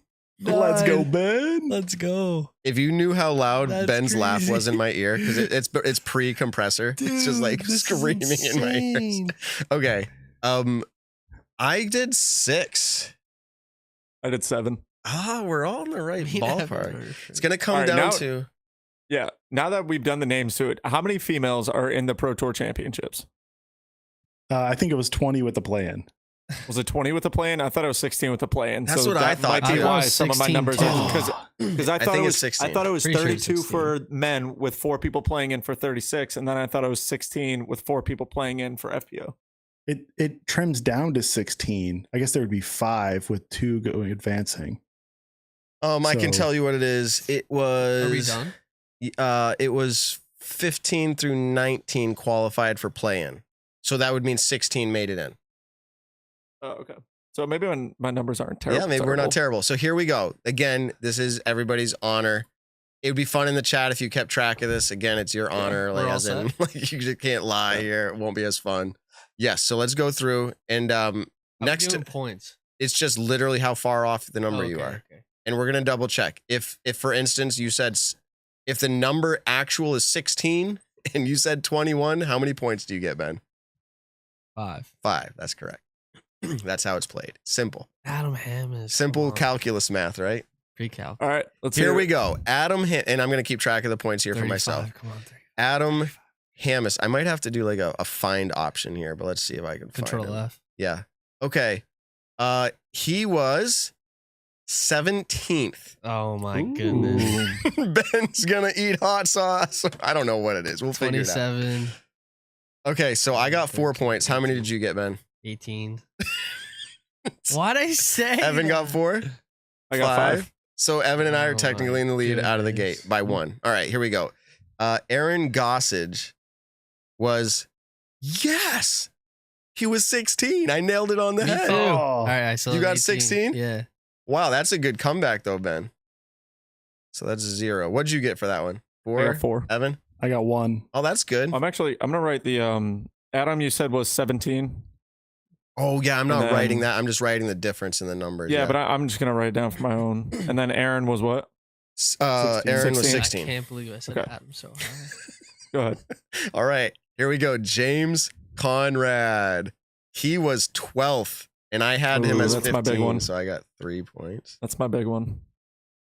What'd you have him Okay. as? 18. I had him as 25, so I got 13 on that one. 13. I got You I got 2 2. points, Evan? Okay. What'd you get, I had him Ben? at 14. 24, so I got 6. Okay. Ooh, I had him at 14, then I changed it to 10. That's kind of funny. I was 2 off either All right, way. Isaac Robinson. Come on, Isaac. Ooh. Okay, Isaac Robinson is 15. Yeah, I'd put a Oh, dollar so he on jumped that. way up at the end. I didn't think he jumped because when we had him on the podcast, he was like, "Yeah, That's I why got in. I I'm just- not in the play-in anymore." That's why I literally was just calling back to that podcast. you said Okay. You said 15th. Yes. I had him as 17th, so I got 2 points there. Anybody else? Evan? I got I another had 13er. I had 15. Oh. I put it on the record. I was betting a dollar on that one. Okay, so so 0 there. chalk it up. What'd you get, Ben? 15 to 22, 7. Okay. And then Drew Gibson. This one was kind of. Are you kidding me? I'm serious, guys. No preparation for this at all. I had my kids pick names like randomly. I wrote this down. I didn't even look at the website. He is 18th, and I guessed 18th. Darn it. So 0 here for me on that one. Guys, all of that, like me getting stuff wrong the whole show to this point is being made up right now. Is it? Yeah. Apparently, I I got know I got disc 9 golf on that one. standings. Okay, 9. What'd you get, Ooh. Evan? I got 3 on that one. Ben? 3. I Okay. think as well. After MPO round, what's your total points? 34. Yikes. I got 10. What do you Oh, got? Nick? I got more than that. Yeah, I we got know. 9, 22, 35, Yeah. 44, 34? 44. 44. Let's go. Yeah. 5, This 4, was the so plan for this game. 26, Wait, Nick has to 35, drink 39, hot sauce. 44. We wanted Yeah. Nick to drink hot sauce.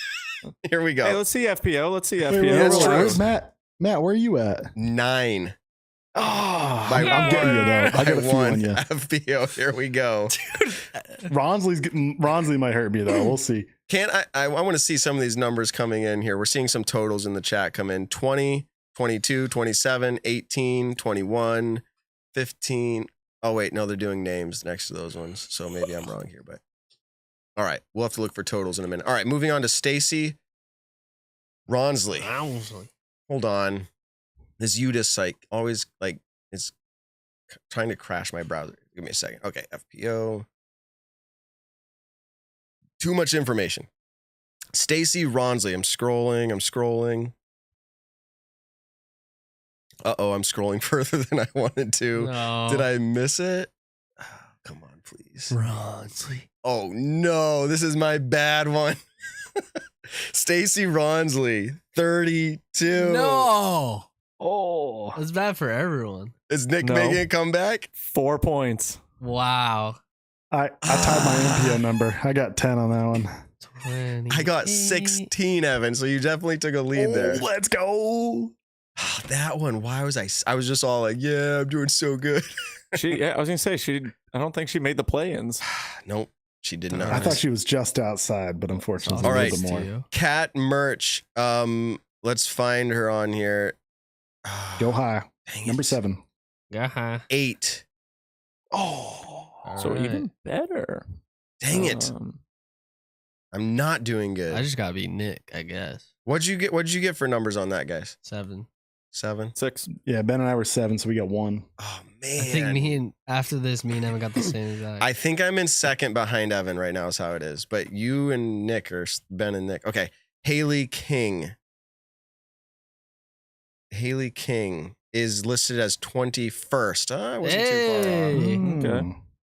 I was 3 off. I was 1. Same. Oh wow, I was high. I was 4 off. Ooh, Nice okay, I job, got team. one back. All right, Alexis Mandahano. She is listed as 16th. Let's go.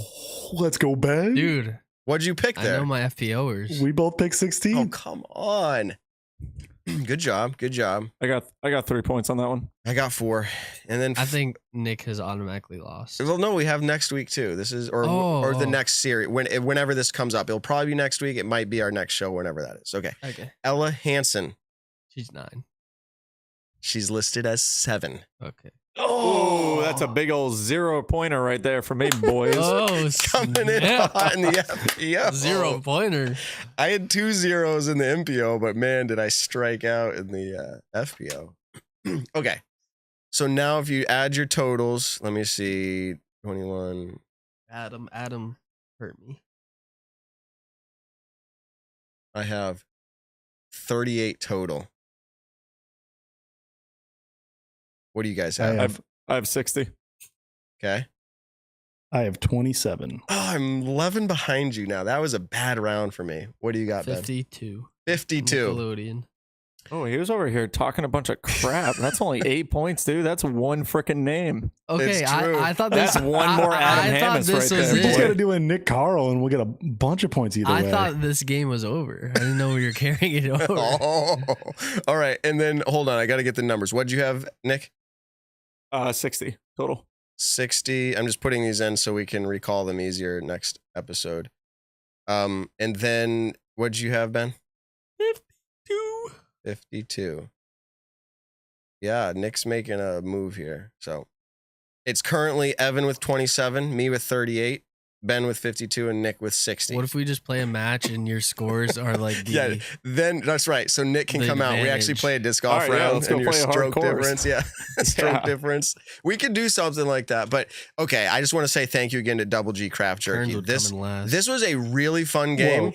The jerky Dude, I Ben, ate really good, and we are going to be giving away a disc golf Double G Craft Jerky subscription. Stay tuned. Come back for this. It's going to be awesome. We'll figure out our next Okay, version. I got to drop a fact real quick. Do it. Ben's never beaten me in a PDGA tournament outside of Meadowbrook. That's literally the only place he's beaten me. That's He's his 2 for 2. course. He's got it. He's got it. That's his 12 of the course. holes are wide open. Yeah, and Ben can I'm a mash. bomber. If you didn't think this But- episode was fun, just wait till we get into stat or fiction. But before we do stat or fiction, wait, you wanted stat or fiction first, right, Evan? Yeah, let's Okay, get into that. Let's get into first. stat or fiction. You got that first, Ben? Here we go.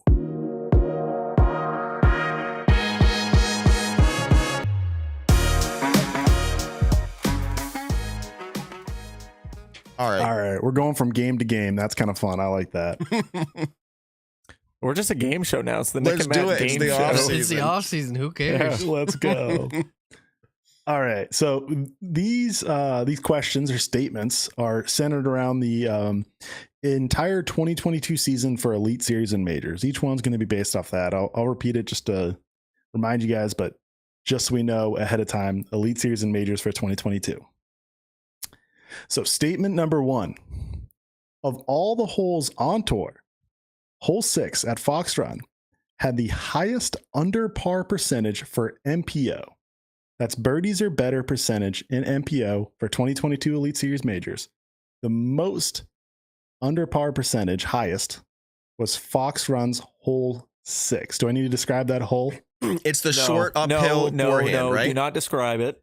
Do not describe it. Oh, 'cause there are okay, people he's who not, don't but know. describe it. But I feel like I had it correct. But Yeah. So it's the highest under par percentage of all MPO holes on tour this year. Well, don't be so quick to get. Okay, there we go. Sorry. I'm gonna say stat as well. I'm going fiction. When I say stat, that's meaning It that is the most is under. the Yes. easiest hole to birdie.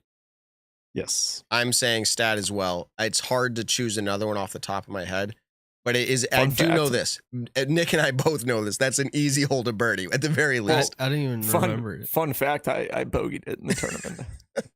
Well, it's one of those holes where if you don't birdie, it's probably you bogey. Maybe. Yeah. All right. I've played Fox Run twice and I've birdied it twice, and I think I might just never play Fox again, saying I've birdied an MPO hole. We got to do like the Nick and Matt show actually is travel. that easy. Like we got to travel at least once a year, do something like Yeah. that. That'd be fun to hit that We up. should. Okay, what's the answer, Yeah. Evan? All right. The answer is fiction. Come on, There was what is actually it? an easier hole for under par percentage in USDGC. MPO. Nope. It was Portland Open, Blue Lake, hole 9, was 86.17% under pars.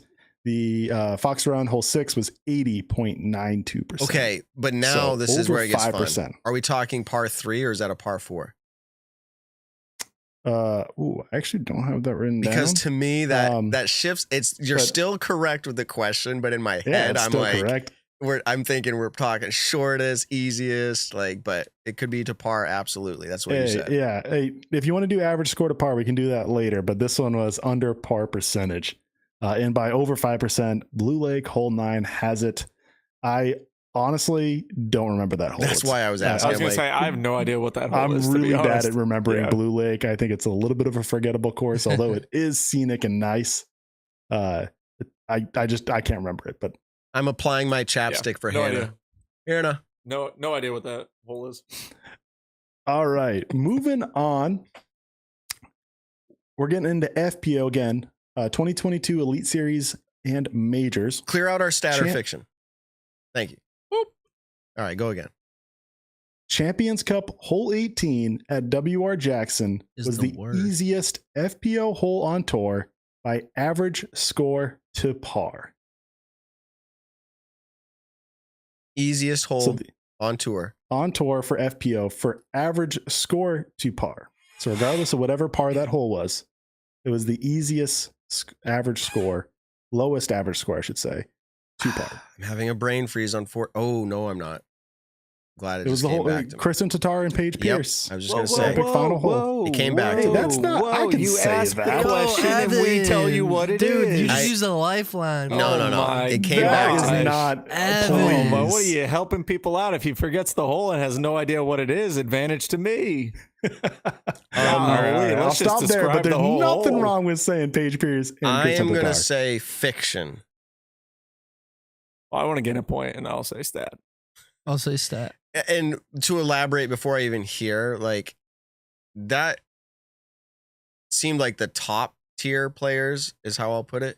Probably had a good chance at shooting under par, but I don't feel like it was just across the field. That hole didn't seem that easy in my mind. So what's the answer, Evan?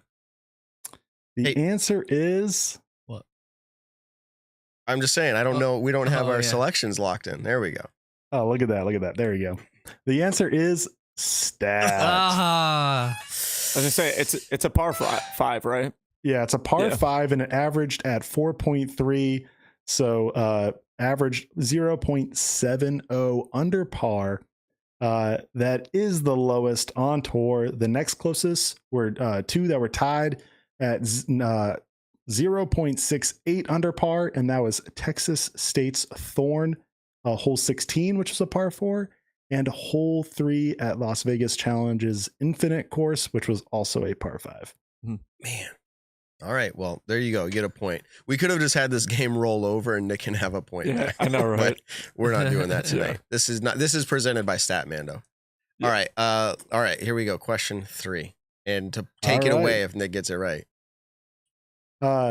U.S. Women's hosted the shortest FPO hole on tour, again, for 2022 Elite Series and Majors. The shortest hole on tour was at U.S. Women's. I just watched Jomez, their little island hole challenge, and I think that was there at that event. I don't think it was the shortest hole that they were showing, but it was on the shorter side. Roll the dice. If he's write it down, Nick. What is this? Write down what I'm gonna say. What's the rule called here? Steve Falco rule. Steve Falco rule. If there's a chance for I you, know what I'm going to say. Otherwise, you could just win by just saying whatever I say. No, I got written down. I'm going with stat. I'm beating Nick by 1, so. Oh, Nick wins. I said stat as well. Wasn't that like a complaint how short the holes were? Well, let's see. We don't even know the answer yet. Give it to us, Evan. I don't even know the hole. Yeah, well, this is a fiction, actually. Why did I not guess fiction? Gotcha. Yeah, it was known for being a short course, and I'm sure if we did some average distances for the courses, maybe it would be the shortest. But the shortest hole at U.S. Women's was at Token Creek, hole number 7. It was 205 feet. At Idlewild, at the LWS Open at Idlewild, hole 11 comes in at shorter at 192 feet. Man, well, Nick, congratulations. Which one is hole 11? Matt, I won. I'm trying to remember what Where's it was your too. points? Is it the one? I got 2 points. Like one of the Dickerson ace hole one where it's like there's a few shots. the gonna little go. Ben. I can't remember won. exactly. More But jerky hole for you. 11. Thank you. Oh, it's the one with the no. Is it the one with the elevated basket? I'm actually not sure. Yeah, I'm not sure. All right, let's close out a stat or fiction because we finished stat or fiction. I think it's the one that Dickerson and Conrad have both aced. Yeah, that was my guess. I did not think know. it was that short of a hole though, but I could be wrong. Okay, Evan's wrong. that was fun. Thank you, Statmando. Thank you, Evan Kearns. Thank you for providing us the fun. A lot of people say that's their favorite segment. They get to play along. I think it's fun when we give the audience, the chat, the listeners, the chance to play along. Crazy. The first game we did, we probably could clean it up a little bit, maybe have the answers right away. That was fun though. But it was fun. Like it. It was They'll fun. like it. And we're carrying it over. It's for more on the line than just I think we should bring it to the course too. But the only way to do that would be to find a course with similar SSAs, if you will, like to bring it to the course. Because Nick's not traveling up here. Oh wait, you are. Yeah. In like 2 weeks? It wouldn't be fair to Evan though. To bring it to the Not for course. Thanksgiving, probably. No, It'd be after we'll do Thanksgiving. like a ratings handicap Ben, thing or I'm gonna something. fight you. Yeah. I just love No, trash no, talking him. no, there's 'cause no he says he's my ratings rival. There's no ratings handicap. Okay, if you crap beat in us this. by 20, Evan, you're right. You get Evan 20 literally better. does That's right. stats all year for the Pro Tour. If anyone has an True. advantage in that last segment, I hope Evan is the one with the advantage. Okay, actually true. We will just bring it straight up to any Yeah, just course. straight I up. agree. Yeah. We'll have to do that. I think that's fair. I'm not afraid of the challenge. All right, so we got A that random out of the course way. none of us have played. Blind. If we can find a course that no one's played, like I've Even never better. played Beauty Hill or Bellamy or I've played Beauty Hill. Amesbury Pines. I've There's never probably played that. Connecticut ones. Oh, I've played that one. Oak Ridge, Westy Acres. We've played them all. See, I haven't played Westy. I haven't either, but they have. Yeah, we have. Not fair. Okay, we'll talk about that There's off a new air. one on the Cape. True. All right, we'll talk about that off air. Evan or Nick, one of you wanted to talk about, I think it was Nick. What was the little topic you wanted to do tonight? Well, so I was at a tournament last weekend, and you can go back to 3 up. This is my girlfriend's room. I don't need instantly saw it. And I was I don't like, need all right, everyone I'll seeing put it back. my purses and my hats and stuff like that. You can keep it on 3 up. What a beautiful. Yeah, exactly. The bed's nice and made. It's incredible. So I was in a heated debate with my buddies this last weekend, and a little bit of beer was involved too. So everyone just gets a little bit louder in that moment. But I asked him, because we had just played the Lake Marshall Open, which I just want to give a shout out to everyone at Lake Marshall who does such an incredible job of maintaining that place. If you ever get the opportunity to go out there, Gary, Corey, and Trey have all done the most incredible job with making that one of the coolest, best disc golf courses on the East Coast, and I would say the country, honestly. The property itself is immaculate. And they have 3 different courses on one property. Like it's a very similar vibe to GMC, to where you have Brewster Ridge and then Fox Run. You have the Lair and then the Lions, 2 very different courses, but 2 incredible ones. So anywho, hole 18 at Lake Marshall is, I think they call it 1,000-foot hole, which I didn't know that. It's 1,000-foot par 5. And let's say for a righty like myself, I try to go hyzer, and then I go forehand over the water to get to a good landing zone. And then I go another hyzer to the basket. And if I do those 3 things correctly, I should have a pretty easy shot at birdie. In each round, I had putts at birdie. I only made the putt the final round. So I birdied it 1 time. But to me, that hole, with the skill level that the top pros and the players can play at, they can easily take a birdie on that hole if they want. Now, select pros, who are the more distance throwers, like Randon Lotta and Chris Dickerson at this tournament, Ezra, all have the capability to eagle it. Now, if you're going down to the final hole, and someone has a 1-stroke lead going to that final hole, the leader's probably going to play it for birdie, and the guy behind him is probably going to play it for eagle. Now, that does create a little bit of excitement, but at the same time, I think it's a little bit too easy of a hole the way they have it set up. I wish they would kind of tighten up the OB and make the island a little bit tougher to get onto. So this whole thing started where, like, what courses have the best hole 18 finishing hole? And I posted a tweet about it, and within minutes, the Twitter world blew up. Evan hit me with websites and stats and all these different things on, like, Twitter is the new wild frontier. It's the wild frontier anymore, I guess. But so, without giving my personal opinion yet, one of the biggest ones that came up was like Maple Hill, the Beast over at Nokia, Finland, for the European Open. Idlewild was one that came up a lot. Old Ledgestone at Eureka, when they finished there, was one that came up a lot.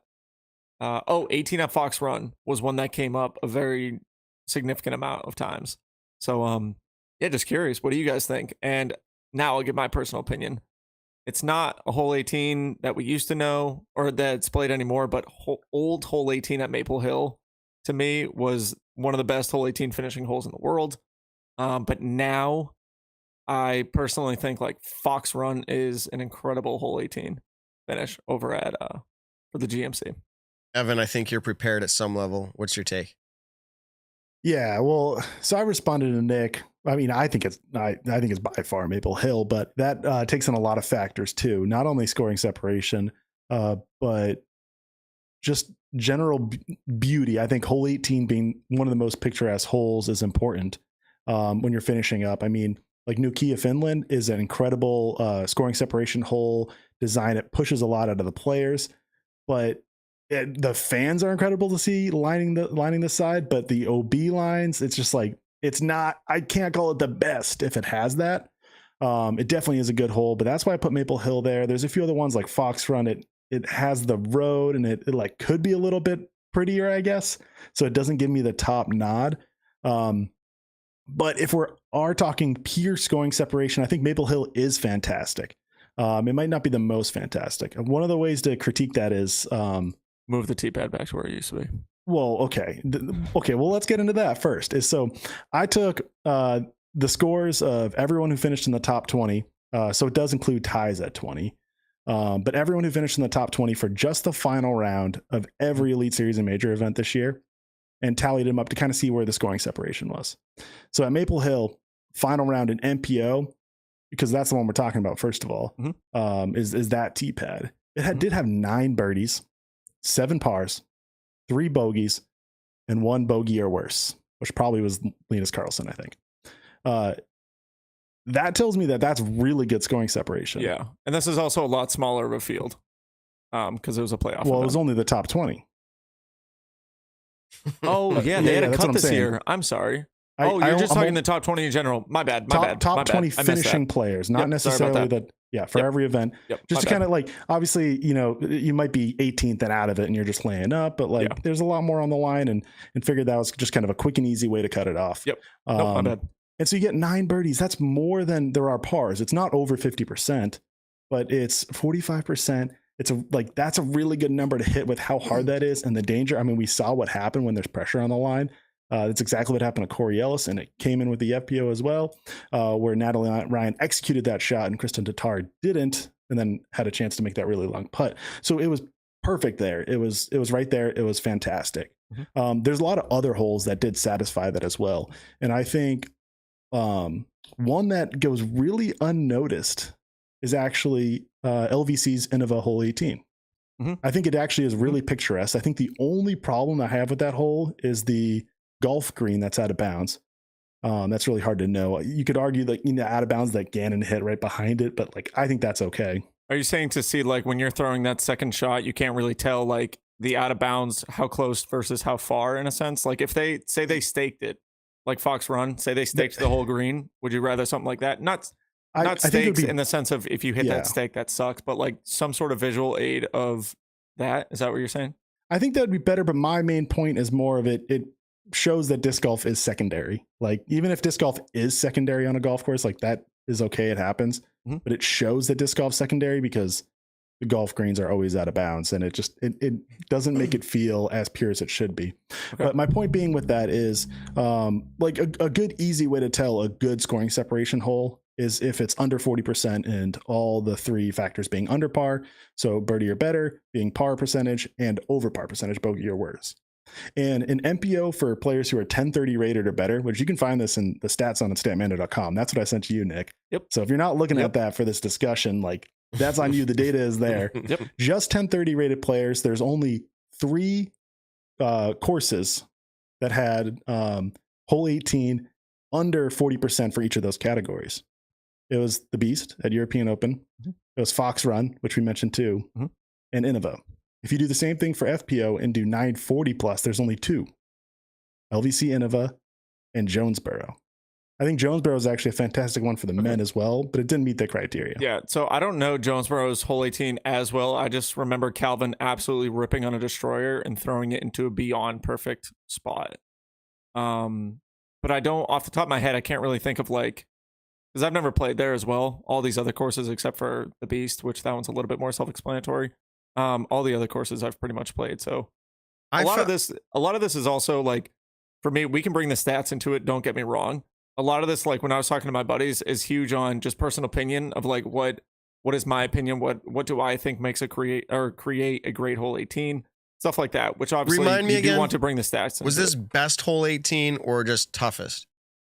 More so like what creates a good hole 18 for a Pro Tour event? I liked here I am, my little voice. I like after you guys give me all this like information. I'm like, I thought Jonesboro 18 is fun to watch. And that's from a watching view. Like it's tight, it's downhill massively, but you still have an approach shot. If you're aggressive, you can get your birdie. If you have a great shot and you're aggressive, I like hole 18. It's pretty good there.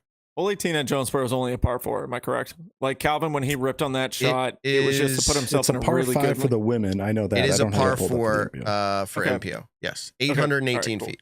Yep, because I remember Paul and Calvin both birdied it, but I remember Calvin went with an insanely aggressive line. Only 15% of people birdie it. Yeah. Or MPO. Yep. So anyways, I mean, that's a fantastic. We could do this. It's easy to remember 18, right? Hole 18, because it's the last hole of the tournament. It's easy to remember hole 1. If we just started picking like arbitrarily our favorite holes on course, I mean, but I kind of look at like what hole 18s this year were drama filled. Hole 18 at Vegas, drama filled. It obviously led to a playoff when Gannon threw a bad upshot.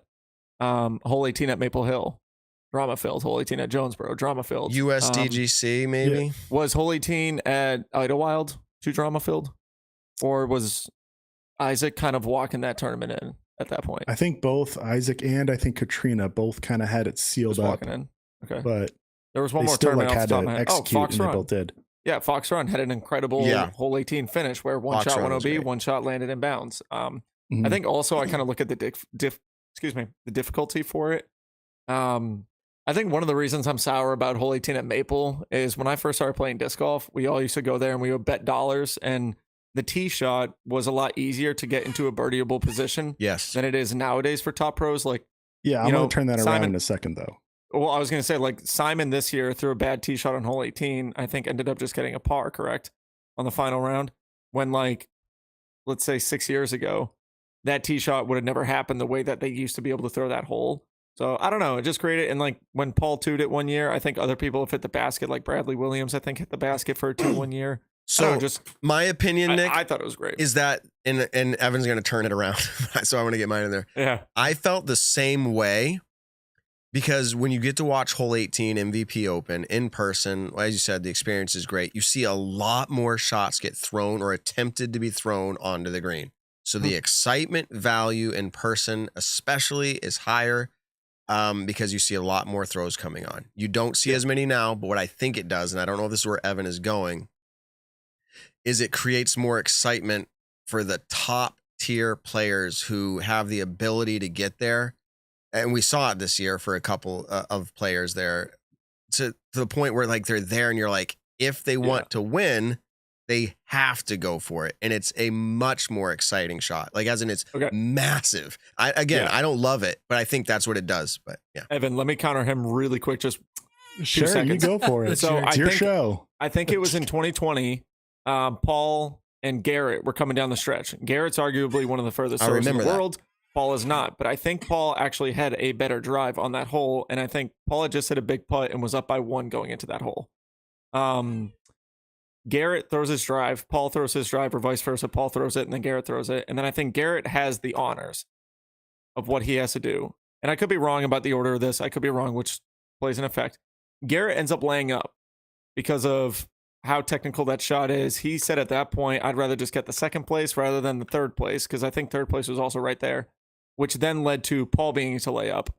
And then Paul threw it in from 100 feet just because I guess at that point he could. But I don't know, like all the drama that you're really, really hoping for right there. And then, he lays it up and you're just like, I don't know. That's why I really like the old 18. But Evan, go for it. Get the final take here. Yeah, I think when you see a lot of people play that hole, the whole entire field play that hole, I see why it can potentially be boring because par is the easy play. I mean, the tee shot is tough to get really far up there, and the approach is super technical. Like I get it. It You're pushes the moderator. Yeah, it pushes par plays. It really does, and that's kind of my instinct with it. But then you really look at it, and I mean, Steve Dodge says this specifically. He creates that hole for 2 people. Or I told you hypothetically. I didn't tell you. I didn't think that, but I mean that's what it is. He created that hole for hole 18. Simon already played it. He created it for Corey Ellis and Linus Carlson. They both didn't get it, but and Simon didn't get it either. Like you see those points and you're like, okay, yeah, none of them got it. But that's because it's a hard hole. But why didn't Corey get it? It's because he went for it, because he had the win locked up and he could have gotten the birdie. It was perfect for him. You know, that's perfect. And when you actually, I just counted this up just right now because I was shocked at, like, after saying it, I was shocked at the number that there's 9 birdies from the top 20 finishers, which there could be ties and whatnot. Yeah. So it could be more than exactly 20. I look it up and I counted. There are nine birdies from the top 20, and actually it finishes at tied for 7. Is that in the final round or just over the turn? Just the final round. It was a smaller field, but there's still 81 MPO players. How many birdies were there for the rest of the field outside of the top 20? There is 8. I was just about to say it's going to be less than the top 20. Yeah. And when you see that number, when you just look at UDIS, which is the whole entire field, it might look like there's not a lot of separation. But when you actually look at the people, it's going to sound harsh, but the people who matter on that final day, holy team. Yes, there's other things on the line. There's points, there's the cash line, there's everything else. But when it matters for the people who are in the top 20, and especially the people who are fighting for the win, it is a super good scoring separation hole. It really is. How many pars did you say were on that hole for the top 20? 7. Okay. I can guarantee you. So Simon parred it. Yes. Corey birdied it. And Linus, I meant to say bogey. I'm sorry. Yep. Corey bogeyed and then Linus bogeyed or doubled? He triple bogeyed. Oh, he triple bogeyed. Okay. So majority of the other people, I think that all got pars, played it. It did not matter, I bet, how good their drive was. I bet you they specifically played it for par because of placements at that point. Because they're not going for a win. They'd rather take the extra $500 that they would lose if they ended up bogeying it or double bogeying it. So that's just my take on it. Okay. When we're talking about, no problem with that. When we're talking about the numbers outside of and for the top 3, it created an incredible finish. And I will say that. Now here's my last take. Give me 30 seconds on it. do you like that whole, and like, do you like the landing zone in general? Do you like that island? You personally, no Hole stats 18? driven behind it. Yeah, like the landing zone for hole 18. Let's say left and short of the landing pin. zone. Like, Yes. if you're looking at the pin to the left of it, which would be long, you have about 10 feet, and to the right of it, you have about 12 to 15 feet maybe. But then you have 25 feet long, 35 feet short, just about. Like, your landing zone's not incredibly huge, but like, do you personally like the landing zone for hole 18 at Maple? For the drive? No, for the up, like just the island itself. Oh, like, the island. Whether it's your fourth shot trying to get onto the island or your second shot you're trying to get onto the island. I like it. I like it and this is probably because I don't live there, but because I live here and I get to play it. It's it's fun. I've got to play it so many times that it's like, is it actually good? That'd be interesting to hear objectively, but I think there's so much history into it that people are willing to accept it regardless. But yeah, I like it. I think it's good. I just want to also, we're jumping a little bit here. We're getting ready to wrap up too. Westy Acres in our chat said they would set up a Safari 18 for us that we've never played before. So if we wanted to do that event, we could do it. The other thing is, nice. He or she, I'm not sure who's commenting as Westy Acres, but they said the problem is that the easiest way to get score separation is randomness. And I just wanted to say, from my opinion on that, I don't agree with that. I mean, is that out there in the course, in the world, in the tour? Absolutely. But I think what you want to get scoring separation from, and Evan and Nick will both have strong opinions on this one way or another. I think you want scoring separation from decision making, right? You want decision making to do that. So if somebody has to make a decision between being aggressive to try to get the birdie and failing, then you get scoring separation. Or a player saying, I'm just going to go for the par. Or somebody, again, trying to go for the birdie and getting it. I think you really want to set it up. I know John Houck a little bit. I've played some of his courses. I feel like that's one of the things he does well. I got to play Hillcrest. I don't know if I've played any of his others, but man, did I love that because it suits my game. Have you played Nantucket? Oh, yes, Nantucket. That's a Houck. I love that because what it is I'm a second thrower. Is that even a thing? A second shot mastermind, like person, like. If you can give me a first shot landing zone and then a strategic landing zone and then a second shot to get to the basket, I play those way better than deuce or dies or just long, no decision par fours where you just got to crush it. So I love that style. And that's my only take on it for Westy Acres. I do not like randomness, but I do like decision making. And I think that's where you want scoring separation. I would love to see that at all courses. You guys have any closing thoughts? We're at 2 hours now. We're probably getting ready to shut it down, but any closing thoughts from you guys? I actually 100% agree with Westy Acres' point, which is the easiest way to create scoring separation is with randomness and OB. That's 100% correct. It's not the best. Good call there. He said easiest. And I totally agree that I think decision making is the best thing, but it's really hard to do that. And I think a lot of course designers struggle with it. I'm not trying to knock them. It is really hard. I think Houck is able to do that. But a lot of course designers try, and they don't actually have decision making.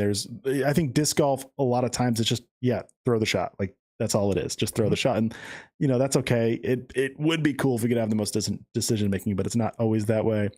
And my last point to Maple Hill is I actually really like the island green for the fact that it's a rock wall. I really, really despise courses where there's actually no ground change between OB and not. I know like USDGC had the rocks and dugout lines. Like more than that, I don't like the idea of smashing something in and staying safe because of the wall. But I think Maple Hills Island is not that at all. It's super technical to land it on there. But if you land on, you're staying on. Yeah. Like the only way you're getting off the island is with a bad shot.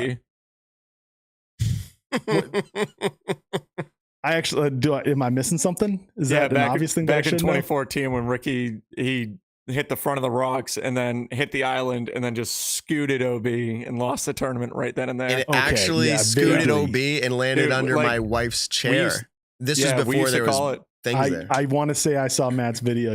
Did you post something on Facebook? I have an old video. It's like grainy and pixelated, but the disc skipped under my wife's chair and she's all like, "What do I do?"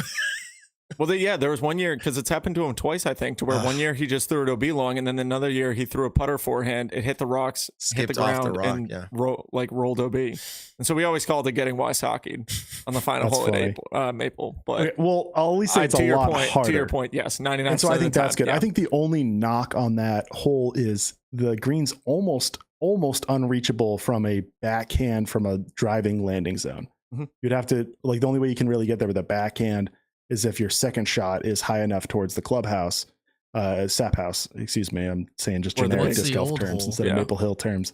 Old and then you can cut over. What is it? I've never seen it. It's blue. So you're not down the hill. You know where the stairs are? Oh, it's blue. It's the blue tee pad, right? Is it? Oh, is there still a tee pad there? Yep. Yeah. Okay. Yeah. Blue, and then way old tee pad. I was just on gonna this say. awesome elevated platform, like super sketch platform. In but it was between the sick. FPO diamonds and blue now. Yeah. Like it used to be off to the side and little raised. Yeah. So people just pump these massive annies and then have like these fun putter shot throw-ins, or if you flexed out. But they're also, so old 18 also, there was all Christmas trees on the left-hand side where all the tailgate parking is. Used to be like 100 Christmas trees right there. So if you faded out your shot at all, you were in a horrible position. And that's where we would make bets of like, is someone going to try to go flex forehand, or do they have a gap? Now hole 18 is, besides for that one tree in the middle, and then now it's OB on the left-hand side, is relatively very, very wide open compared to what it used to be. Yeah. One last finishing note on hole 18s is, when I was thinking about this, there's really a lot of, I think, good finishing holes on tour. Agreed. I think we're at the point where, like, we kind of got into that, like, almost you saw similar ones where everyone's trying to copy, Utah Open last year at the Fort, which I think Maple Hill kind of did that already. And everyone was mentioning that just because it was lined OB.